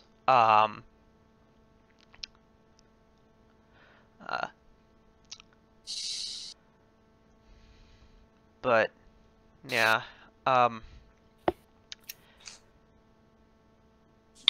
he takes note of the place. It is interesting, and I'm happy I get to see it before you presumably remodel it into something else. All things must change. Indeed. What do you intend to do with it? Well, this area over here is going to be a gift shop. Yeah. That's very important to have a gift shop for mementos and such. I see. And As you have your horde, this will be a display of our own. Was that this building or the Phantasmagorium that was supposed to be that? I think it's, yeah, the Phantasmagorium, you're right. Yeah. This never came up. According to the module, the NPCs badger you to turn the Temple of Asmodeus into some kind of like weird interfaithy temple. That makes sense, yeah. Yeah. Maybe like what I would do if I were playing. I mean, it's your choice. I could see Kevin wanting to turn it into a temple to Desna. They don't really exist, from what I read. Yeah. It could be turned into a The Silver Ravens actually have a pantheon associated with them. Yep. Sarenrae, I think Desna as well. Sarenrae, Desna, Milani, Caden Kaelian. Yeah, we can make one for those 5. Shalyn. I like the idea of just a religious institution that takes in everyone who, maybe not all of the deities, but at least all of the good or neutral alive. Just none of the evil. Not the evil. Yeah. That can be a thing. Yeah. And then that would work with Desna especially, where she doesn't any even atheist travelers. She just needed a place to rest. Like they will have a home in this place. Yeah, the city certainly agrees to that.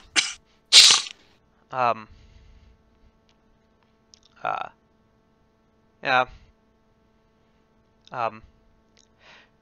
There's like one worshiper of Asmodeus left in the city who hears none of the evil line ones, and he's like, "Aww."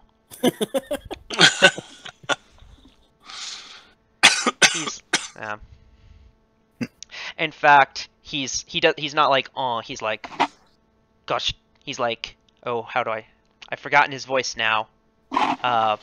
He's like, gosh darn. Yeah, but no, I had him, didn't I have, I know I intended to do this, I don't know if I did. The one guard, he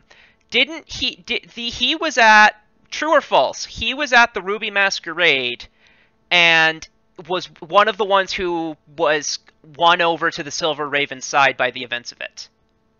He was at the Masquerade. I do not remember. I remember he was definitely there. I think I never got around. I think I never got around to doing this, but I was going to have, as you left, you would hear him yelling. I was wrong about everything. The Silver Ravens aren't faggots. The Silver Ravens aren't faggots. Yep, that makes sense. For Umam and Torsif, this is the guard that was from my backstory. Oh, I don't know. Oh yeah. That happened probably. So what happened was, my first level shaman would have a feud going on with this guard who would hassle him with his. He was like a shopkeep. He had like a cart he would roll around and selling stuff. And so what the shaman did as a way to get back at him is he sneak up behind him, like when his like supervisor's nearby, cast slumber on him and make him fall asleep and get him in trouble. Okay. And so that's a dumb first level backstory feud, and then that spiraled out into some RP later on. Yeah. Yeah. He showed up. He had this this bro frat boy voice I did for him. Yeah. Okay. It was funny. I like the idea of like the last worshiper of Asmodeus is just some lawful neutral bureaucrat who's just like he was in it just for the contracts, like just for the I respect his devotion to law in this regard. I mean, a lawful neutral bureaucrat is probably worshipping Abadar. I'm just saying, I find that funny. Like that's what he's in it for. Like, not the evil stuff. I don't know. He just wants the contract. Yeah. Yeah. The Temple of Abadar has been having an interesting relationship with recent events, perhaps, because like they, in a weird way, are kind of unaffected. Because.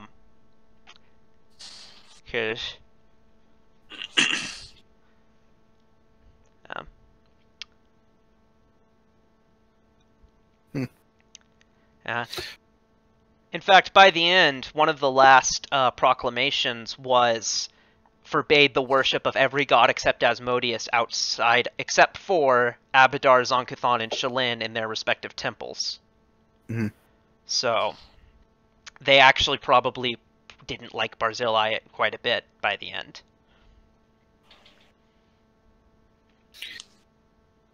Did we have another contract to sign, or was that the last one? Nope, those were the last one. I think we have 4 out of 4 now.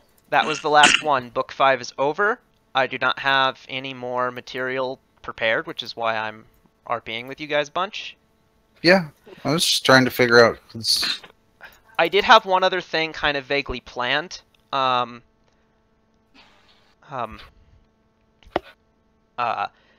would be purely RP.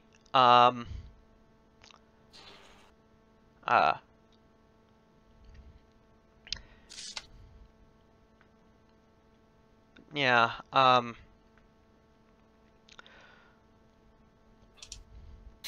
So, just to recap here. Poppy, we did agree to do the repercussions of having the 4 contracts this session. Yeah, well, one of the many. Well, yeah, like the immediate ones, like going to the city council and telling them, "Oh, we got all of them. What happens next?" Basically, establishing what the next step is this session, and then taking the next step next session. Well, I don't remember saying any of that, but I mean, that would amount to, cool, thanks for getting those. Yeah, so we needed the governing body to prevent the land from being happening. invaded. Yeah, that happened once you got the noble houses involved. What this did was basically extend that protection to all of the areas you've now signed contracts with. Yes. Remind me, what are we still doing on the front of Barzillai can become the land?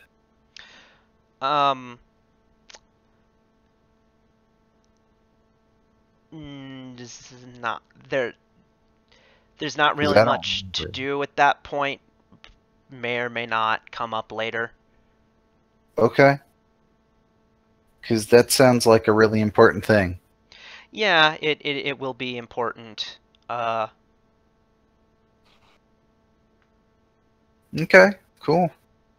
Yeah, that's...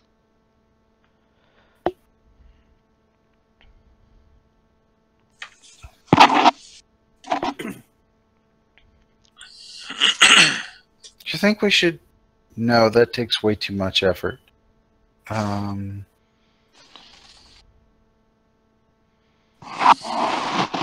I don't know. Yeah. So I think we're like, do we have any more like plot hooks left? I think we've done everything. no. Well, I mean, there's book 6, but for this session, No, I meant like from our perspective, like the stuff that we have, like you have the inbox, the outbox. Our inbox is pretty much empty at this point. Yeah, your inbox is empty.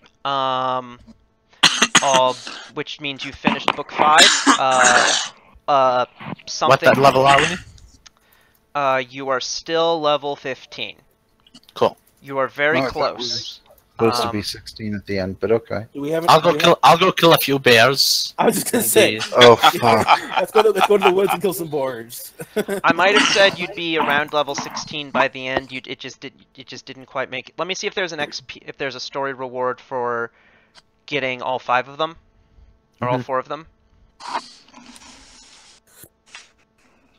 If not, let's just go to Vire and do a round in the arena. Like, is there, like, besides that it's in the module, is there like a reason why we had to do the extra contract things? I mean, is it just because otherwise Cheliax would be able to invade and reclaim and continue to be a tyrannical government in all of those places. But we don't care about that. Well, we would be surrounded like by in all 4 times. Yeah, trade routes are important. It would be a bad idea. Okay, so Yeah. strategically, it was important, not necessarily like life or death, but extremely important. Yeah. Okay, there is indeed a XP reward for getting all of them.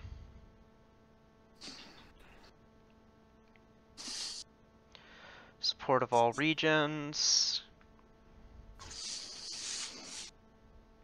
It's a good. Yeah.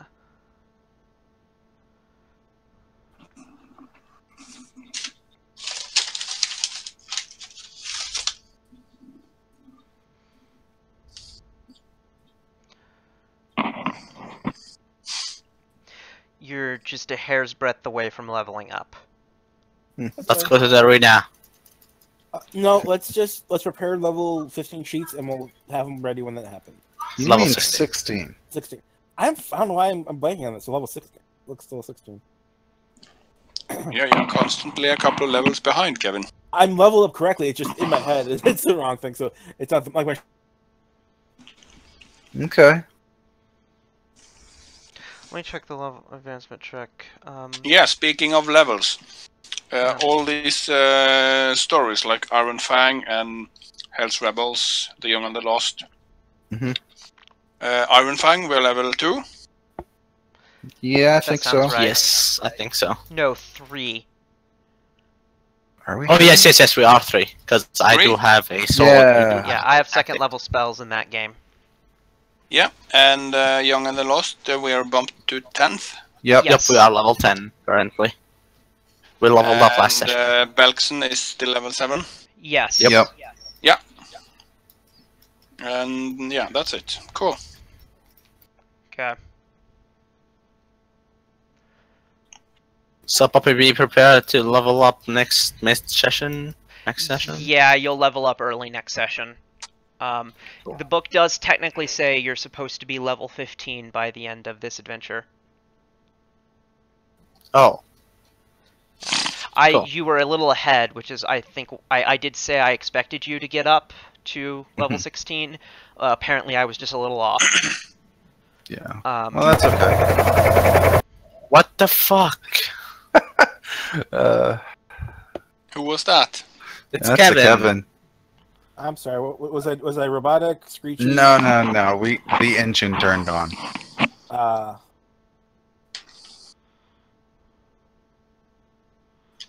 Anyway, thank you, Poppy, for the session. Anything else we were gonna? Oh wow! It's early. It really is. Yeah. Yes. So here's the deal. I did have a little bit of bonus roleplay, purely roleplay stuff we could have done. Once that's over, and it will not take enough time for us to end at 4, we could end early. I have plenty of work to get done.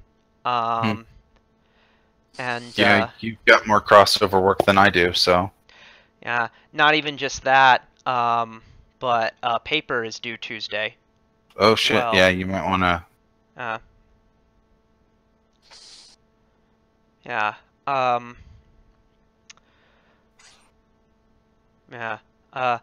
The next bit, the first part of book 6 is also pretty roleplay oriented and social. Cool. And then once after that first part is done, we follow up on Mr. Thrune, and his. Good. I have a question. Feel free not to answer, obviously. Are there any other segments like the dinner party or the things that were where it's like mechanically social mix kind of things? So that first part is arguably kind of like that. Mm-hmm. It's I don't actually remember because it's been a while since I've read part 6. Mm-hmm.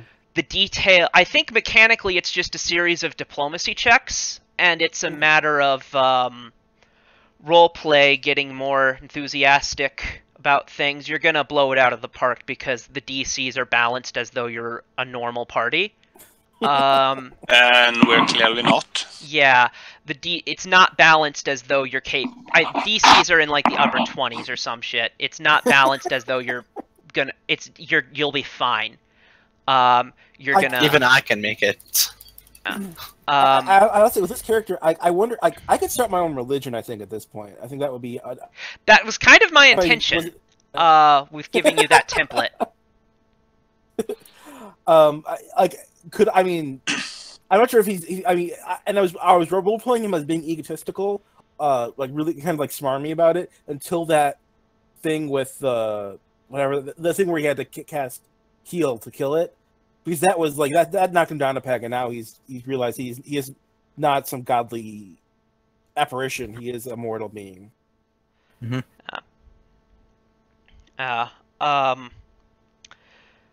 But yeah, I sort of intended you to be this sort of messiah thing. But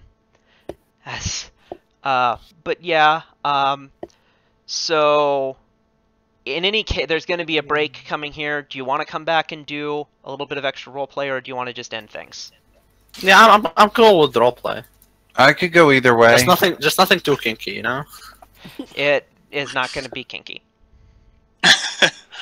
I can be. We are having the kid over, so I think I will call it a day then, and go and be social with the. Yeah, that's probably a good idea. Ew, disgusting social. Considering we're gonna actually have a game tomorrow. Yeah. That's probably a good idea. Yeah. So should we just end? You guys can do the P stuff, but I say why not? Before I go, I have a question about alignment. Yes. Mm-hmm. Have you guys played chaotic neutral characters? Yeah, I have. Yeah. And is everybody else mad at you when you play this? No. So it's about I've had chaotic neutral characters be. I'm trying to think what I've had. Actually, now that I think about it, the one real dickbag player I had in the online group was chaotic good. I demoted him to chaotic neutral almost immediately because he wasn't acting good. Yeah. And he was gone pretty quick. I once had, when I was early on, I kind of bought into the hype and was a little skeptical of it, so I didn't allow chaotic neutrals in at first. I found I don't mind them as much as I sort of used to / expected to. I have, in fact, you're gonna get to the role play is you're gonna get to meet one of my chaotic neutral characters from Pathfinder Society, and he is a ball of fun, and not in the way you would sort of expect. Okay. Yeah, of course, yeah. Go on. Chaotic neutral is kind of like the opposite, but equal to in some ways lawful good, in the sense that you can take it and try to say, oh, well, I can do this thing that the party hates, but I get to do it because I picked this alignment. Yeah, it's a matter of whether or not you make the choice to be an asshole. Yeah. Which I will always make. So that's like with I've been somewhat upset with the Goblin PCs that are going to be in 2nd edition, because I firmly expect GMs the world over to have to deal with people who now think that playing their character requires them to act like an absolute fucking dick. Mm-hmm. Yeah, that's not the case though. I really don't think there are probably people who join games just to sabotage them and be horrible, but I really do think that people who act like that don't understand that other people are annoyed by what they're doing. Or don't understand, or regard that annoyance as unimportant because they think it's unjustified. Mm-hmm. I would disagree, at least in some part. There are some who will do it because they want to annoy people. That they will do it intentionally to be a troll. Yeah, some. But I think, if that were true, universally, I think there would, I don't think that I know people who act like that in games who are one of the guy at the Pathfinder Society group that I do at the game store, who I'm most worried about with regards to PC Goblins, because he has a halfling character who is an absolute dick. He is the nicest person. In real life, out of character, he is so nice as to be inspiring, but he has he's a very comedic role player, and it took him a while to pick up on the fact that not everyone at the table had the same sense of fun as him. Mm-hmm. Yeah. I think what differentiates dicks from non-dicks is that dicks never chill out. Oh, okay. Is that if someone is genuinely just a dick, they're never going to calm down or chill out or improve. Whereas if someone is genuinely trying to roleplay their character as best they know how, they'll maybe pick up on the fact that other people aren't enjoying themselves. But even then, here's the thing, some groups, that Kinder-esque behavior is appropriate for. Mm-hmm. That's what some people are out to experience. And in those groups, Goblin PCs are going to be glorious and wonderful. I'm worried about what happens at, organized play, where people with very different roleplay styles can be sat at the table with each other and have to put up with each other. And as running that, you have to go with the flow, but you sort of... To be GM for such groups can be challenging. Yeah, and the thing about it in society is that you're sort of less empowered. At least you feel less empowered to make rulings and to police people's behavior. You can police genuinely inappropriate behavior at the table. Easily enough. You could, if someone is crossing lines on a real life basis, but if, and granted, to some extent you don't, so, in my mind, the archetypal example of dickbag player character behavior is stealing from a major NPC in such a way that if you fail your sleight of hand check, you fucked the adventure for everyone else. Mm-hmm. Yeah. That's the archetypal example of dickbag behavior. I've seen that happen multiple times.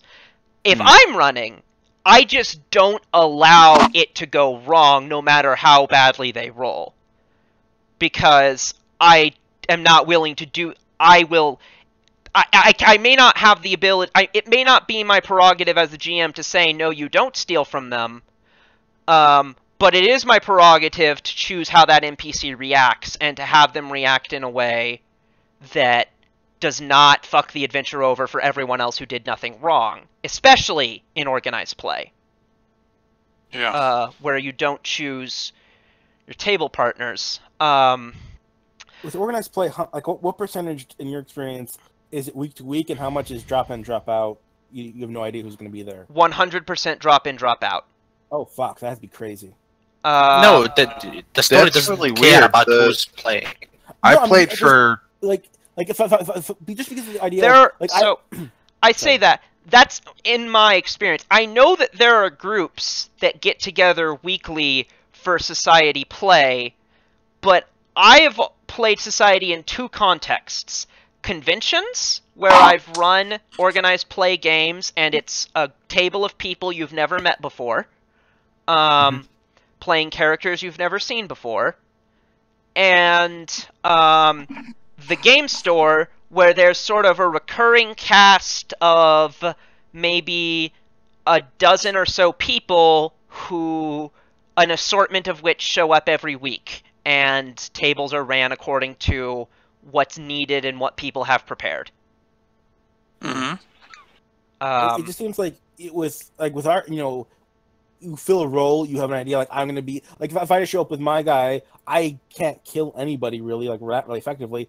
So if other people aren't built for the things that I lack, it just seems like it's being anarchy. Yeah, and it can be.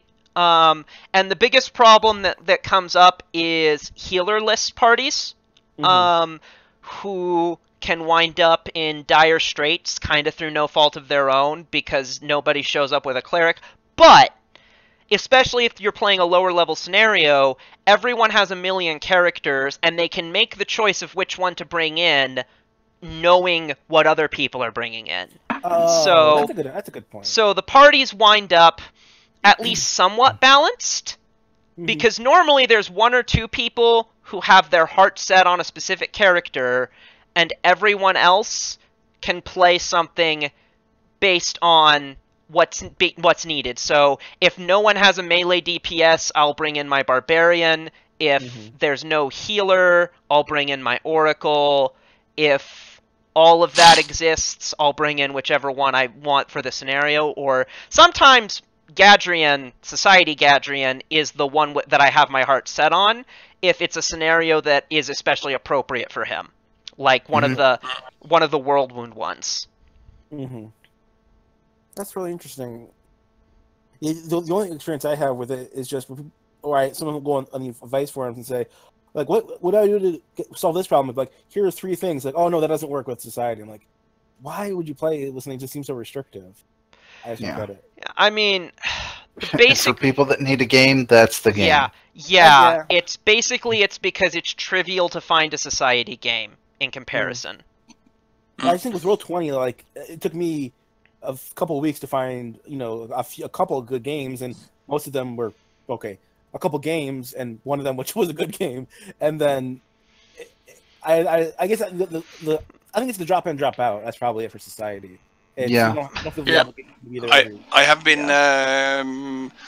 been in a couple of Roll20 games before I joined you guys, and in one of the games I was a chaotic neutral character who had part of my backstory was I was carrying around a gem that contained soul from a powerful deity, and the GM kind of played the story around this gem. We gave it to a lich, and he became sort of an ally down the road. And one of the characters wanted this gem and made an alliance with some demons. And when I didn't want to give up the gem, he came at me personally. And not out of character or in character. Yeah, not in game, out of game, and I was a dick that didn't want to give up this, and to play neutral characters was bullshit, and basically the campaign died there. Yeah, fuck people, man. That always sucks. By the way, had the T-Rex been hit with that negative energy trap, this would have happened. I thought about that. What would have happened? Oh. What the fuck is that thing? That's a shadow? It's Yeah. a greater shadow, and it's gargantuan sized. Oh, because it needs to fit him. Oh, Yeah. It's like your shadow. Yeah, it's like the T-Rex's Oh, that's shadow. That would have been bad. Yeah. It's yeah. not. I mean, Thing with it has bigger reach, and it has more hit points. It doesn't do more damage because it does strength drain, so that doesn't scale. So it's actually not that much bigger of a deal.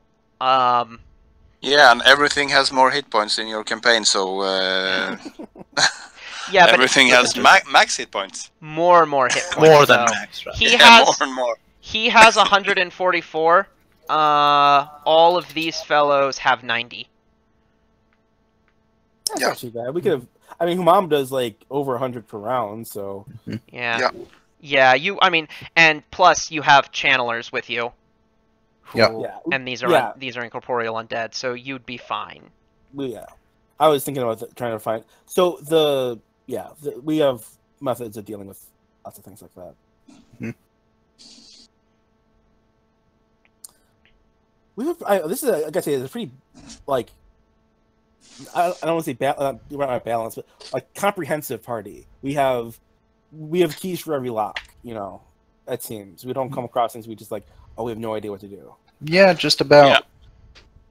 I made my character kind of not specialize in everything. My spell list is so I can cover a lot of situation, and I'm not built purely for one type of. Something has occurred One to type. me. We do have a text RP channel for this game, so why don't we just do what I had in mind in there, so we can end the session when we're done talking here. Yeah, I'm okay with that. Yeah. Okay, yeah, I will call it a night then. All right. Enjoy your Sounds night. Good. Yeah, bye guys. See you tomorrow. Yep. Have a good one. Yep. Okay. Stream ends.